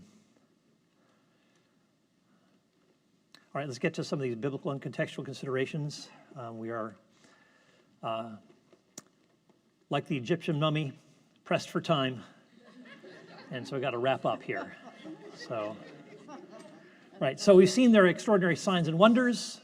People could have, fled as well, or submitted to the one true God rather than resisting God. And those are some texts there where the Canaanites themselves acknowledge what God had done in the land of Egypt and bring them across the Jordan River as well. 1 Samuel 4 also acknowledges that with the Philistines. Now, here is the term that we want to talk about briefly, the term utter destruction. And there is a question, how should we translate this term? Some people say it's utter obliteration. There are others who say, no, it's not the destruction of a people. That God's primary purpose is the destruction of an identity and behavior that goes along with that. And so we'll come to that. We'll use the example of Nazism in Germany as an example. So let's unpack that. The term cherem is a noun, and it is sometimes translated utter destruction. The verb haram, which means can be sometimes translated utterly destroy. But John and Harvey Walton, I know John Walton, Old Testament scholar, teaches at Wheaton College. He talks about how these northern cities in Joshua are called cherem. They're set apart. But interestingly, only one of them is destroyed, the city of Hatzor, that it is burned. There are 3 cities that are burned, or if you want to, utterly destroyed. So you've got Ai, just after the book of, just after the battle of Joshua against Jericho in chapter 6. So in chapter 7, and you've got mention of Ai, which is also burned, and then Hatzor. Those are the 3 cities. So they're not literally utterly destroyed. Oh, thank you so much. So we have, interesting, as you read at the end of the book of Leviticus, you have a field or an animal or a servant who is cherem or haram. But they're not killed. They're actually devoted to the service of the tabernacle and the priesthood. So they're not, it's basically they've been removed from ordinary use and are being given to the work of the tabernacle and the priesthood. So there is no contradiction here. So it's basically they've been set apart from ordinary use. So they're not literally destroyed here.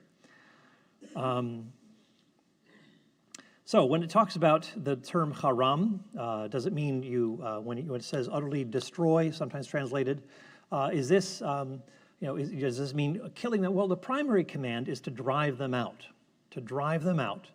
and they said, and killing them is not the preferred way, but also that says nowhere in the Conquest account does the army systematically hunt down fleeing refugees. Nowhere are urban citizens trapped in protracted sieges. And they use this example of World War II and Nazism. And this is very helpful. So distinguish between, say, the ideology and the identity and the peoples themselves. The peoples had identified themselves with Nazism. And if you could defang Nazism and remove it from the German people, then your mission is accomplished. In the same way, God's concern was to defang the Canaanites of their ideology, of their association with idolatry and sexual immorality and so forth. And if you could remove that, then the Canaanites were not a threat.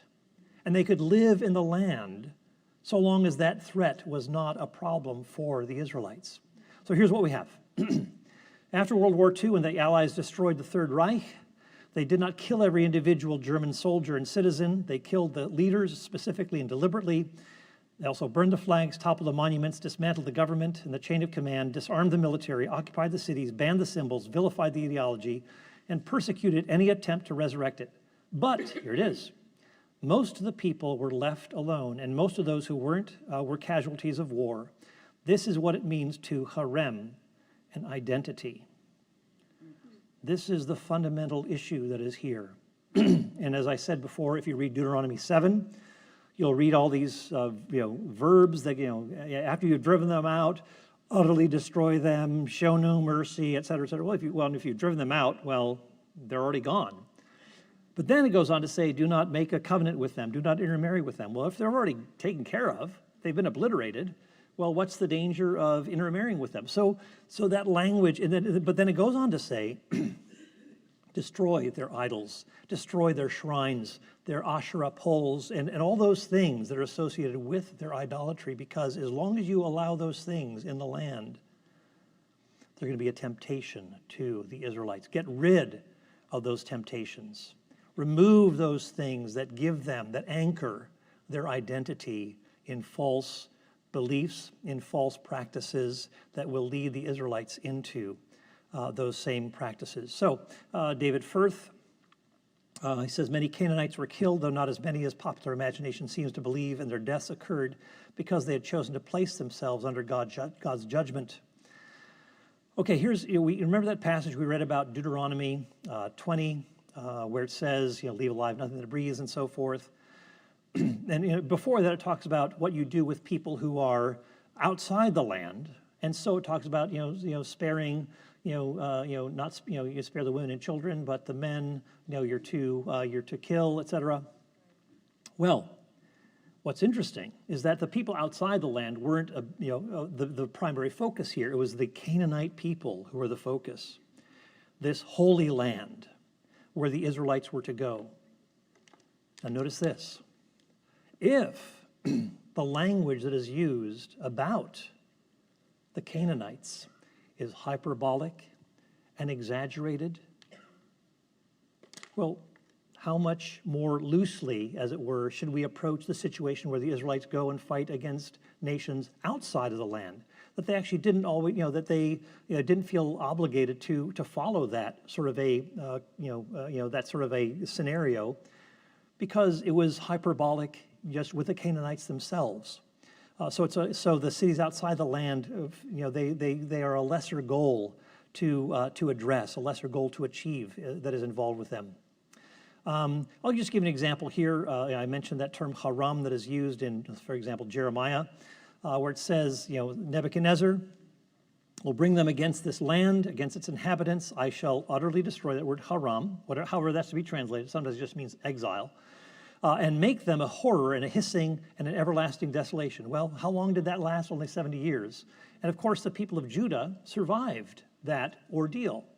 So it wasn't as though they were utterly annihilated or something like that. So the term devote doesn't simply mean slaughtering people. And here's, in Deuteronomy 8:20, God promises that Israel will perish just like the nations, the 7 nations in Canaan, or the tribes of Canaan. And interestingly, that destruction is simply paralleling Israel's predicted exile under Babylon. So it's really not referring to, utterly wiping out a people, but keep in mind that when the Israelites were involved in, when they were being utterly destroyed or whatever, when Jerusalem was taken by the Babylonians, their social, political, economic, religious, and political, strength was totally undermined. But the nation still survived. Think of Nazi Germany. So what are these exaggerated texts? We've got 10 minutes to get through the rest of this here. As I said before, warfare texts in the ancient Near East routinely utilize hyperbole or exaggeration, so language of total conquest, complete annihilation, destruction of the enemy, killing everyone, leaving no survivors, etc. This is standard in the ancient Near East, and we see this picked up on in Joshua and other texts like 1 Samuel 15, etc. So what John Walton and Harvey Walton write is that these Old Testament war texts exaggerate the victory and the scale of the slaughter inflicted on the enemies. Thus, we should assume that a military campaign of some kind occurred, so there was fighting, but the actual details of the totality of the destruction or the quantity of victims is likely couched in rhetorical hyperbole. So they recognize there is this rhetoric going on. We've already talked about this, man, woman, young, and old. It's called a merism, where you're speaking about totality. It's like Genesis 1:1. That's a merism. In the beginning, God created the heavens and the earth. That's speaking of the works, the totality. He made everything. And so you'll see in, the rhetoric is similar to, man, woman, young, and old, no survivors, nothing that breathes, all the Canaanites. That's the same sort of sweeping, universalizing language that could be used even though no women and children are actually present. Women, of course, would be typically the first to flee, so they would not be the ones who would hang around if there's a military battle taking place. And one could add, Richard Hess, who's a noted Old Testament scholar, and has done a lot of work in ancient Near Eastern archaeology and so forth. He says that the cities that would have been in the book of Joshua were more like military citadels rather than places populated by civilians, although you might have a tavern keeper, like Rahab, who was there, but that's not really the standard sort of a thing. It was just the military and administrative personnel, and you had a leader, a king, who was more like a military ruler, who was who would be in these military citadels. All right, I talked about the ramping up of the language in Deuteronomy. So it's kind of interesting. So I talked about Numbers 21, Sihon and Og. And then that's repeated in Deuteronomy 2 and 3. Same battle is described, but includes, for rhetoric's effect, women and children. And here's something, too. When you look at Exodus 34 and also chapter 21, where it mentioned there are certain parallels. Exodus says, I'll send hornets ahead of you so they'll drive out the Canaanites and so forth. Deuteronomy 7 uses that same language, but intensifies it. Until those who are left, hide themselves from you and hide themselves from you perish. Exodus 34, I'm going to drive out the Amorite before you, make no covenant, and so forth. Deuteronomy 7, when the Lord clears away many nations before you and delivers them, you shall defeat them, then you shall utterly destroy them. You shall make no covenant with them or show no favor to them. Exodus 34, you might not take your sons and daughters, so it goes on to, there's parallel there. And then Exodus, tear down their altars and so forth. So you see these parallels to the same theme. But then Deuteronomy adds, you shall consume all the peoples whom the Lord your God will deliver you. Your eye shall not pity them, nor shall you serve their gods, and so forth. And then it goes on to say at the end of Deuteronomy 7, no man shall be able to stand before you until you have destroyed them, etc. So you see that very strong, intensified language that is more kind of ordinary, and doesn't have that rhetoric involved in the book of Exodus. Okay, so let me just, lots more here to talk about. So let me give you a few examples in the minutes that remain. We've got 6 minutes. Keep an eye on the clock here. So here's an example of the Egyptian war text, where it says, the great army of Mitanni is overthrown in the twinkling of an eye. It has perished completely, as though they never existed, like the ashes. Actually, the forces of Mitanni lived to fight beyond this for another century and a half. But it looks like they were totally gone. Didn't exist anymore. Very interesting. Here's another one, the Bulletin of Ramesses II. And he fought against Syria, at Kadesh. And it says, he took no note of the millions of foreigners. He regarded them as chaff. His Majesty slew the entire force, as well as all the chiefs, all the countries that had come with him. His Majesty slaughtered and slew them in their places. His Majesty was alone. None other with him. There's no competition. Totally annihilated those guys. Well, this battle, he barely won the battle, but yet he's using the sweeping language like he left, they were non-existent after that. Here's another one, Ramesses III. He's victorious in fighting the sea peoples, including the Philistines. I slew the Denyen. They were made ashes. They're made non-existent. Turns out that the Philistines, because he went too far to try to defeat them, lost a lot of military strength, and the Philistines later came on to take part of eastern Egypt as their own territory. So rather than, but it makes it look like he's totally decisive, totally annihilated those guys. Not so. It was just, he had a victory, but he really exhausted himself and really became vulnerable to his opponents. So anyway, there's that kind of language. King Mesha, actually he's mentioned in the Bible in 2 Kings. Israel has utterly perished for always. Well, premature judgment by 100 years, that was, the Assyrians would do that. who would obliterate the northern kingdom.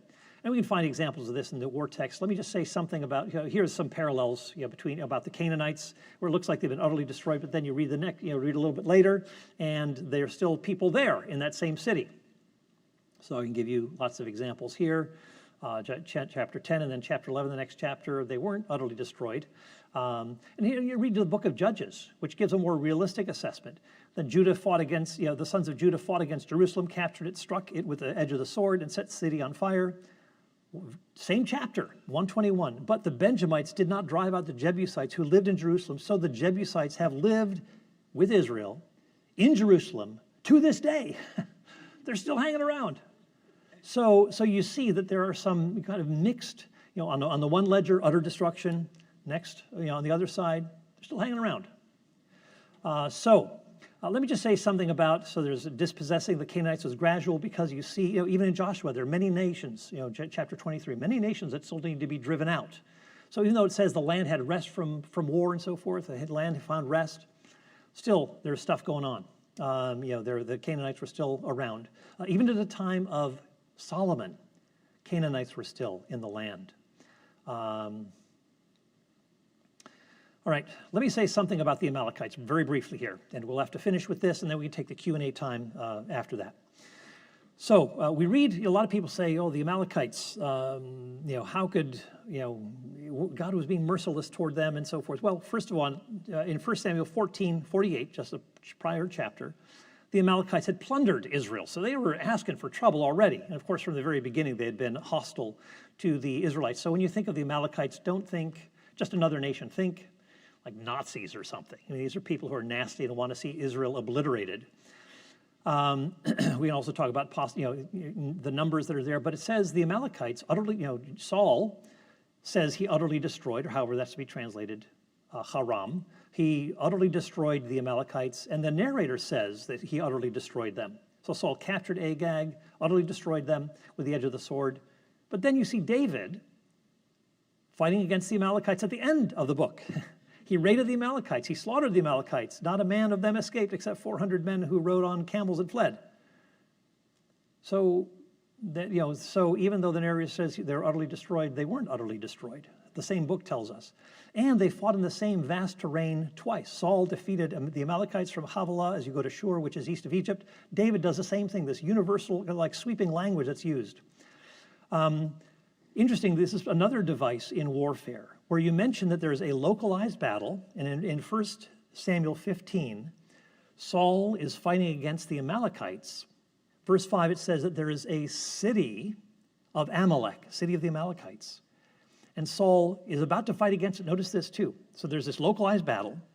Saul knows that the Kenites are there, and the Kenites are friendly with the Israelites. So he sends a message to them. Hey, our battle isn't against you, it's against the Amalekites. So the Kenites leave. So do you think there are going to be women and children hanging around at this citadel city? Of course not. So they're gone. Then Saul has fights, and then he keeps some of the choice animals from that battle. And of course, Samuel rebukes him and so forth. But he had said, the narrator already told us that he had utterly destroyed the Amalekites, probably in that citadel city.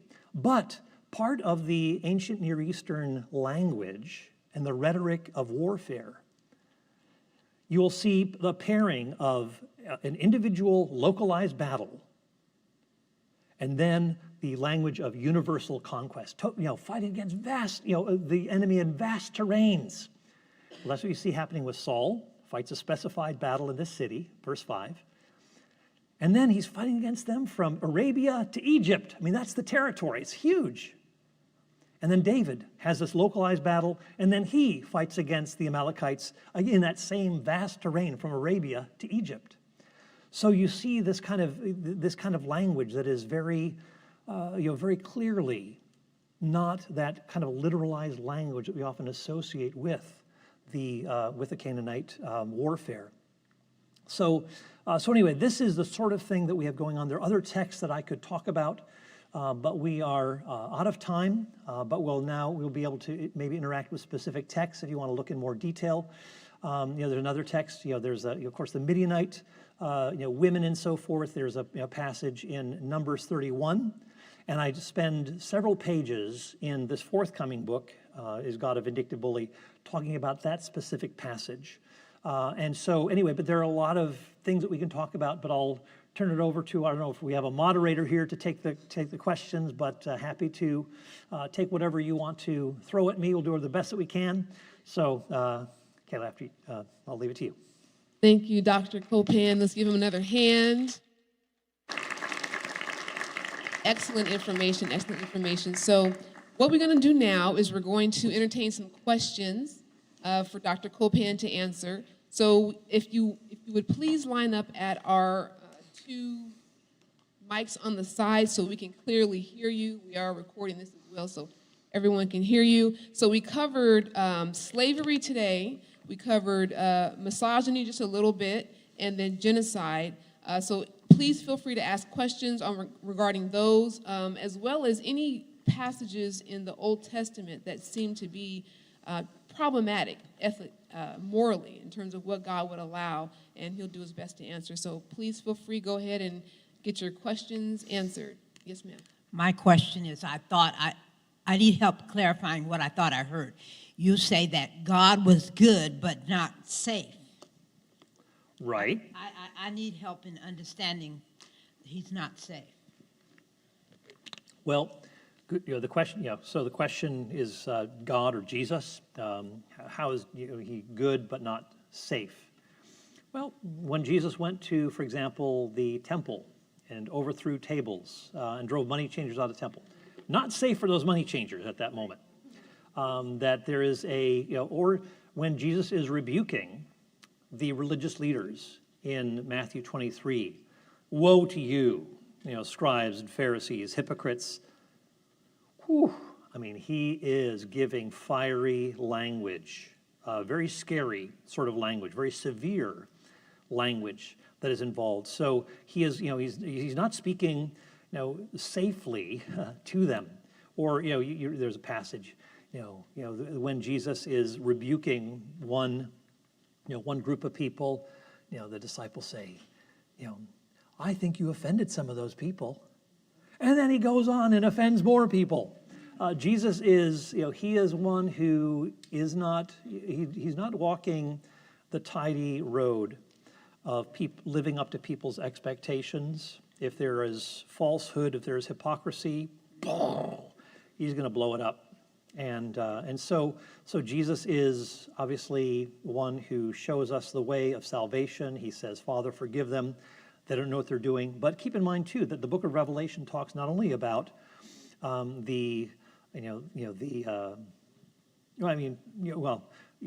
is the kindness of God that we see displayed in Jesus, the offering forgiveness and salvation through his grace.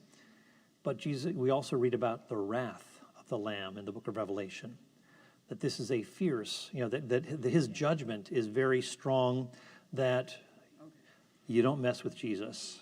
And I remember hearing one biblical scholar, N.T. Wright, saying, Jesus scares me to death. He is not to be tamed or domesticated. And that's what idolatry does. It tries to, I could get away with this sort of a thing. You read Jesus, and he's very, very strong at the final judgment, in Matthew 7, Matthew 28.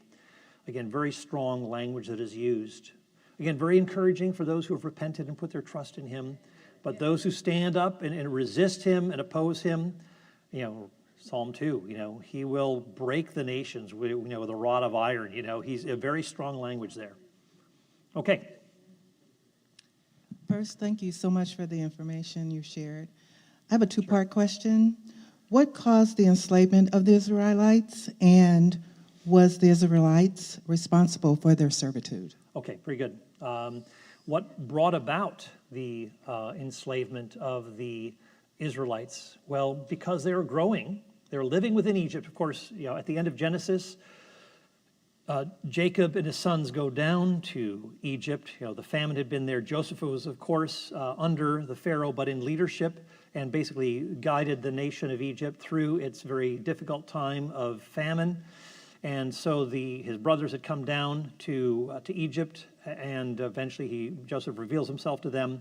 The whole family comes down, And then they establish themselves, just 70 or so people who come into Egypt, but then they continue to grow and prosper and become an identifiable entity within Egypt. And there's a Pharaoh who arose who did not know Joseph, Exodus 1 tells us. And he was concerned that this nation might become more strongly consolidated, might continue to grow and prove a threat to the Egyptians, and so therefore they became enslaved as a result of that Pharaoh's mindset, which continued on over the generations. And the second question again was? Were they responsible for their servitude? No, not responsible for their servitude. It was simply the Pharaoh's desire to keep them under, not to have any threat to his power and so forth. Keep in mind, Egypt was the superpower of that day. And so anything that might threaten his hold on power was to be quashed. Okay, got a couple of hands. We'll go this way and then kind of go back and forth here. Yep. So you mentioned a new word for me, haram, Yeah. utterly destruction. Yeah. Sometimes translated utterly destroy or utter destruction. Yeah. Okay, and but you basically said it's a destruction of identity. That is primarily, not only, that's one of the range of meanings of it. Sometimes it will mean like Achan, Achan in Joshua 7, he is put to death. There is kind of this, setting apart for death, but it doesn't have to mean that. It could just mean sanctified or set apart, like a servant or a field or an animal set apart for the priesthood. So my question is haram going on in the world today? If so, where and who's bringing it? Right.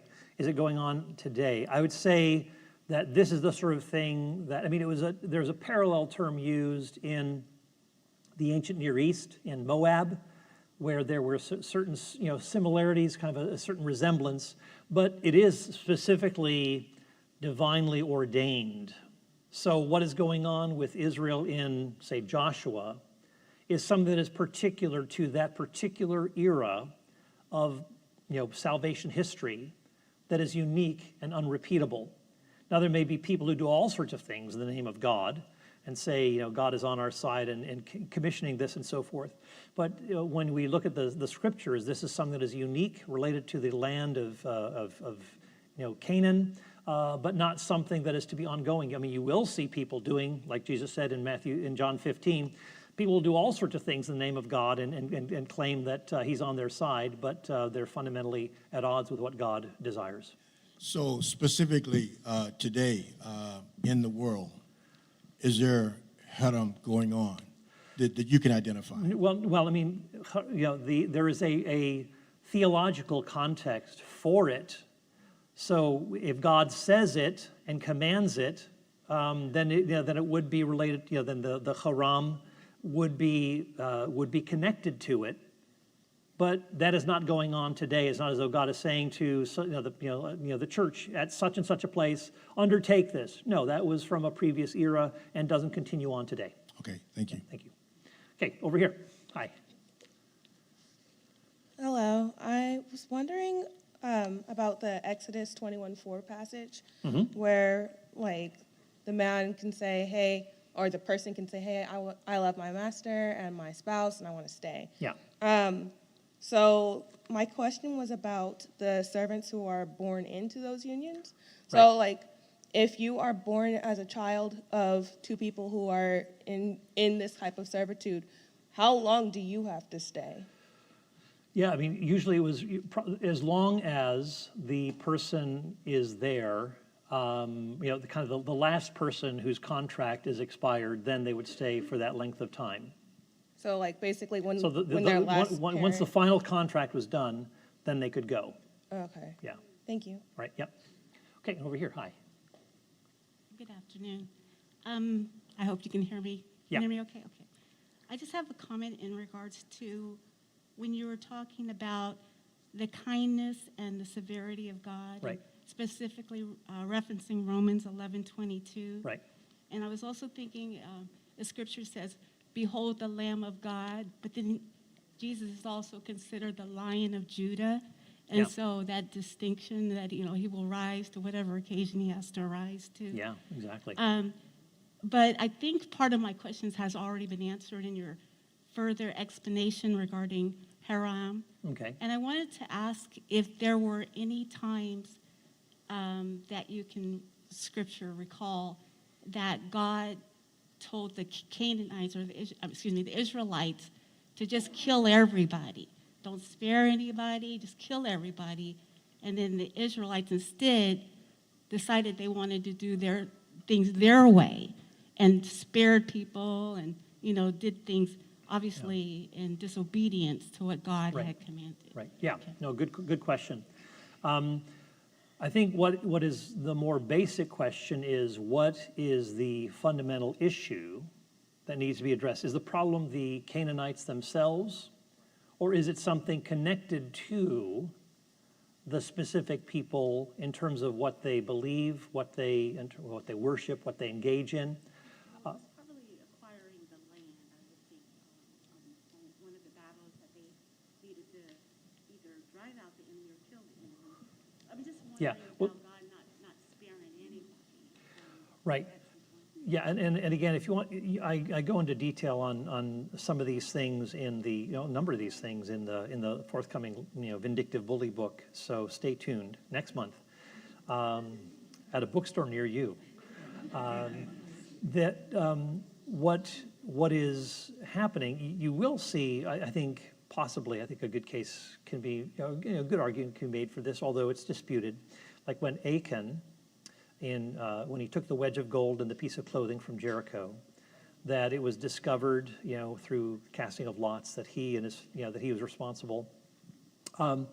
Some people, so his whole family was put to death. Now, some of and that would be an example of, say, Kalām. Kind of instead of the Canaan, Rahab is seen as the one who is, she's acting like a true Israelite.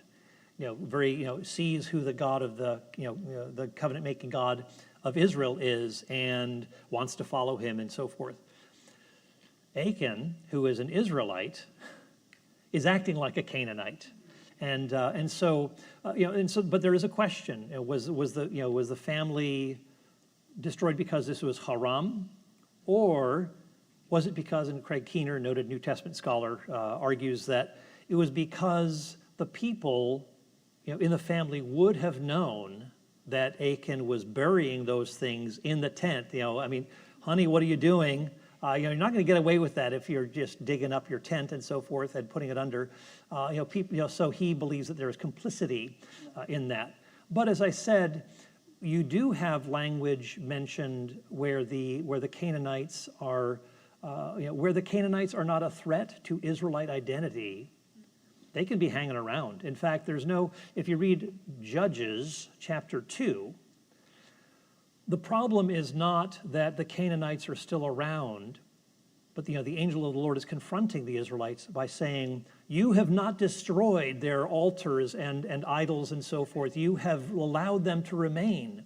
So he's not saying it's because all these Canaanites are still hanging around, but because you did not destroy those things and you're opening yourselves up to this kind of, identifying with them and breaking covenant with the Lord. That's really what is fundamentally at issue. And I think if we think of that Nazi Germany example, I think that is a very helpful image to hang on to. And you see that reinforced in Judges 2, Deuteronomy 7, and so forth, that is really the fundamental issue. Some people say, well, the Israelites, disobeyed. They should have done more. Well, what the fundamental issue is that they didn't go far enough in terms of eradicating that ideology that would lead the Israelites into compromising their own identity and mission. So, yep. Okay. So, I'm still learning, but I am too. I had a question. If the Old Testament is, it doesn't apply to us, or doesn't apply to today, why are we still required to use that instruction, and if we are, how do we apply that to our daily lives? Great question. Wonderful. Well, one of those, I've got like 3 chapters on that in the forthcoming book, and I go into detail on that, but let me try to give you a few nuggets here that might be helpful. What you see in the Old Testament, keep in mind the people of God in the Old Testament who are under the law of Moses, which it talks, there are certain moral, think of the 10 Commandments and so forth, kind of a moral core that is there. That is distinct from, say, certain food laws, for example, kosher laws that are mentioned in Leviticus and Deuteronomy, like don't eat shrimp, don't eat pork, and so forth. I mean, Chinese restaurants would be out of business in ancient Israel. So they had certain, but Jesus in Matthew, in Mark 7, says that it's not what goes into a person that pollutes him, but what comes out of a person that defiles him. And so in this, he declared all foods clean. So that was a temporary measure. Think of the clothing laws and so forth. You couldn't wear polyesters, for example, in ancient Israel. You mixed fibers. The Israelites also had judges. They had national boundaries. They had punishments for those who committed crimes. So it had a national, kind of a nation status that doesn't apply to the church, which is peoples from every tribe and tongue and people and nation. And so it is an interethnic body of believers who don't operate according to kind of a national way of operating, but rather bodies of believers that meet, but still may exert, for example, church discipline for those who are living in sexual immorality or something like that. So it is a different way of operating. And I'll talk about this a little bit more tomorrow. I'm promising a lot for tomorrow, am I not? But when you see in the Old Testament, God steps in and works with the nation of Israel, a fledgling nation, confronts the superpower of the day, Egypt, utilizes sometimes, because of his identification with Israel, utilizes national power and military fighting and so forth, even though it's not ideal. But God steps into this world and works with political, military structures and so forth. But when Jesus comes, he comes in from the margins. Rather than stepping into confronting the superpower of the day, Egypt, Jesus comes in from outside the palace walls, comes into Bethlehem in weakness and so forth. And so we see that God often through weakness, through suffering and so forth, that his purposes are accomplished. But that doesn't remove the place of power, military might, for example. Paul, for example, in Acts 23, appeals to a Roman centurion through his nephew for protection against this mob that is seeking to take his life. And so he appeals to the military commander to protect an innocent Roman civilian using force, and he gets a military escort out of, if necessary, getting a military escort out of there to go to Caesarea. So it doesn't mean that military might or imprisonment or police forces, that Christians can't be part of this sort of a thing. But it means that it's a different order of operating. It's not as though the church is doing this sort of a thing. So there is also, I talked about the 10 Commandments, there is a moral carryover from the Old Testament. So even though circumcision and other, Sabbath laws, or holy days and so forth are not part of the way of operating as it was in national Israel, those things are ultimately fulfilled in Jesus, and that there is a moral carryover in terms of things like being informed about Israel's story, looking out for the vulnerable and so forth. That there is not murdering, stealing, and so forth. There are things that still carry over that are to identify the people of God today, and that so while we can talk about some of the national and military and civic laws that no longer apply to us, there is still a story that informs us, a moral carryover that is to characterize the people of God, both in the Old Testament as well as in the New Testament. So again, it's not as though, forget the Old Testament, it has nothing to teach us. No, that those stories, the narrative of God's deliverance and so forth, these are to shape our own moral understanding. Even though we're not under the covenant, which calls for circumcision and so forth, there is still that moral carryover that we have today. Okay, thank you. Right. Yep. You mentioned the word heterarchy. Am I Haram. saying Heterach? How do you The pronounce? Hittites? Or the No. Mitanni? Yeah. Instead of patriarch, you mentioned Oh, patriarchy. Okay, gotcha. Oh, heterarchy. Thank Yes. you. Yeah. So you think of heterosexual. That's So, actually what I was thinking heterarchy. about, but I couldn't say the word. Yeah, there you go. Okay. Okay. So could you expand a little bit more about that particular word and clarify, because I was thinking that it was about gender roles. Yeah. As well as, because throughout the Bible as well, men are prominent in it. Mm-hmm. But when you were explaining it here, you kind of alluded, or at least my understanding was that they were kind of equal, even though there are more men mentioned in the Bible, but women were obviously very prominent and even behind the scenes in a sense. Can you expand a little bit more about that? Yeah, and even in leadership positions too. And women who are respected and who are giving advice to rulers and so forth. So you do see that taking place. Yes, when we're talking about heterarchy, rather than there being power, of course, heteros meaning other, and arche meaning power or authority. That power, authority, influence is not simply vested in the males.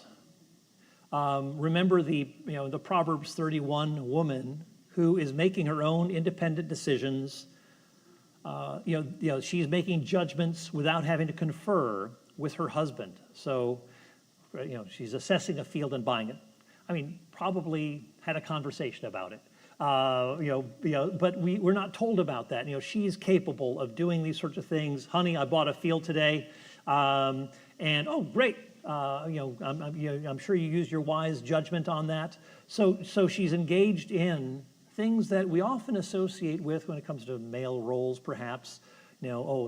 She's doing the sort of things that guys are often doing, or maybe up until maybe the past 40 or 50 years, that was a sort of domain of men. But here she is, doing real estate stuff. She is engaged in producing and buying. So she's engaged in commerce and so forth. And obviously very industrious. And her husband is doing his own thing at the city gate. So she is someone who has her own domain of influence, her sphere of power and authority. And you have this in Israel, where you have kind of parallel tracks where people have their guilds, kind of their unions, where they are involved in certain things, and the women tend to be the experts in a number of these things, or are called upon to do certain things, and they're seen as the authorities in those domains. But it doesn't mean that women are excluded, say, from leadership, from being, from serving the temple or tabernacle, or serving, as judges or prophetesses and so forth. But it does remind us, you do have a culture in which, or an ancient Near Eastern setting, where men tend to be the more dominant or even perhaps favored in some regard.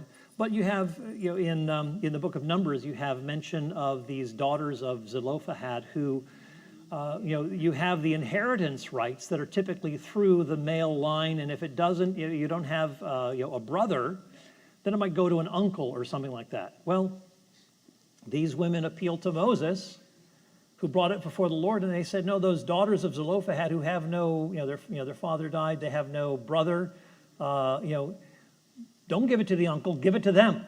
They're the rightful heirs. So you see that kind of a flexibility and suppleness of, even legislation there that is taking place. And I talk about some of these things in the book. But yeah, so heterarchy just simply means kind of a power or authority in differing domains.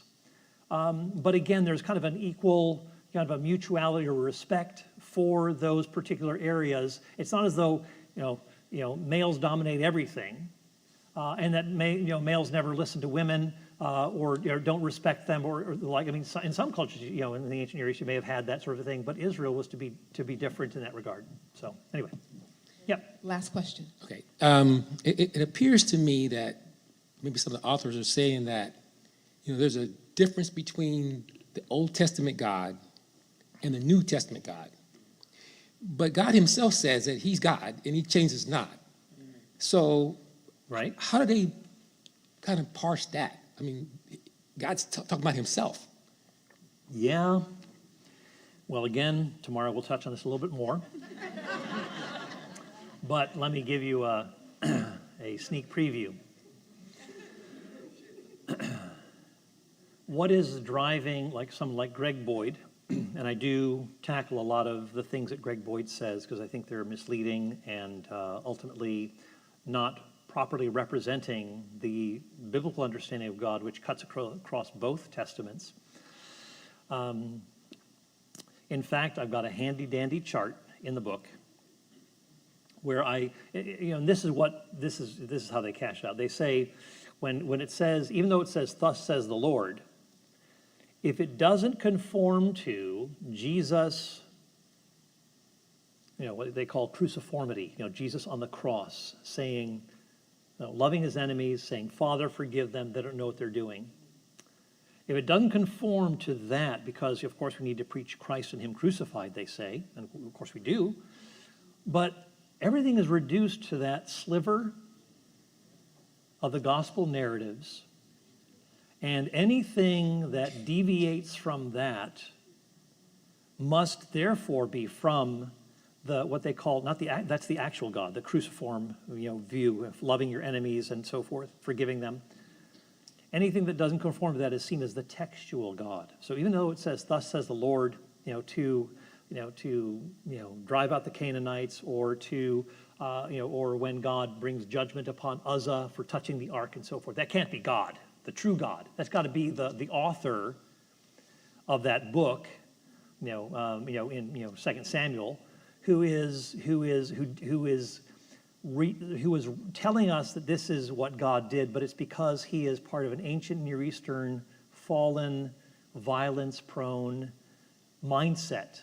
And so he says that this is God, but when we look at Jesus, we say, "Oh, no, it can't be God.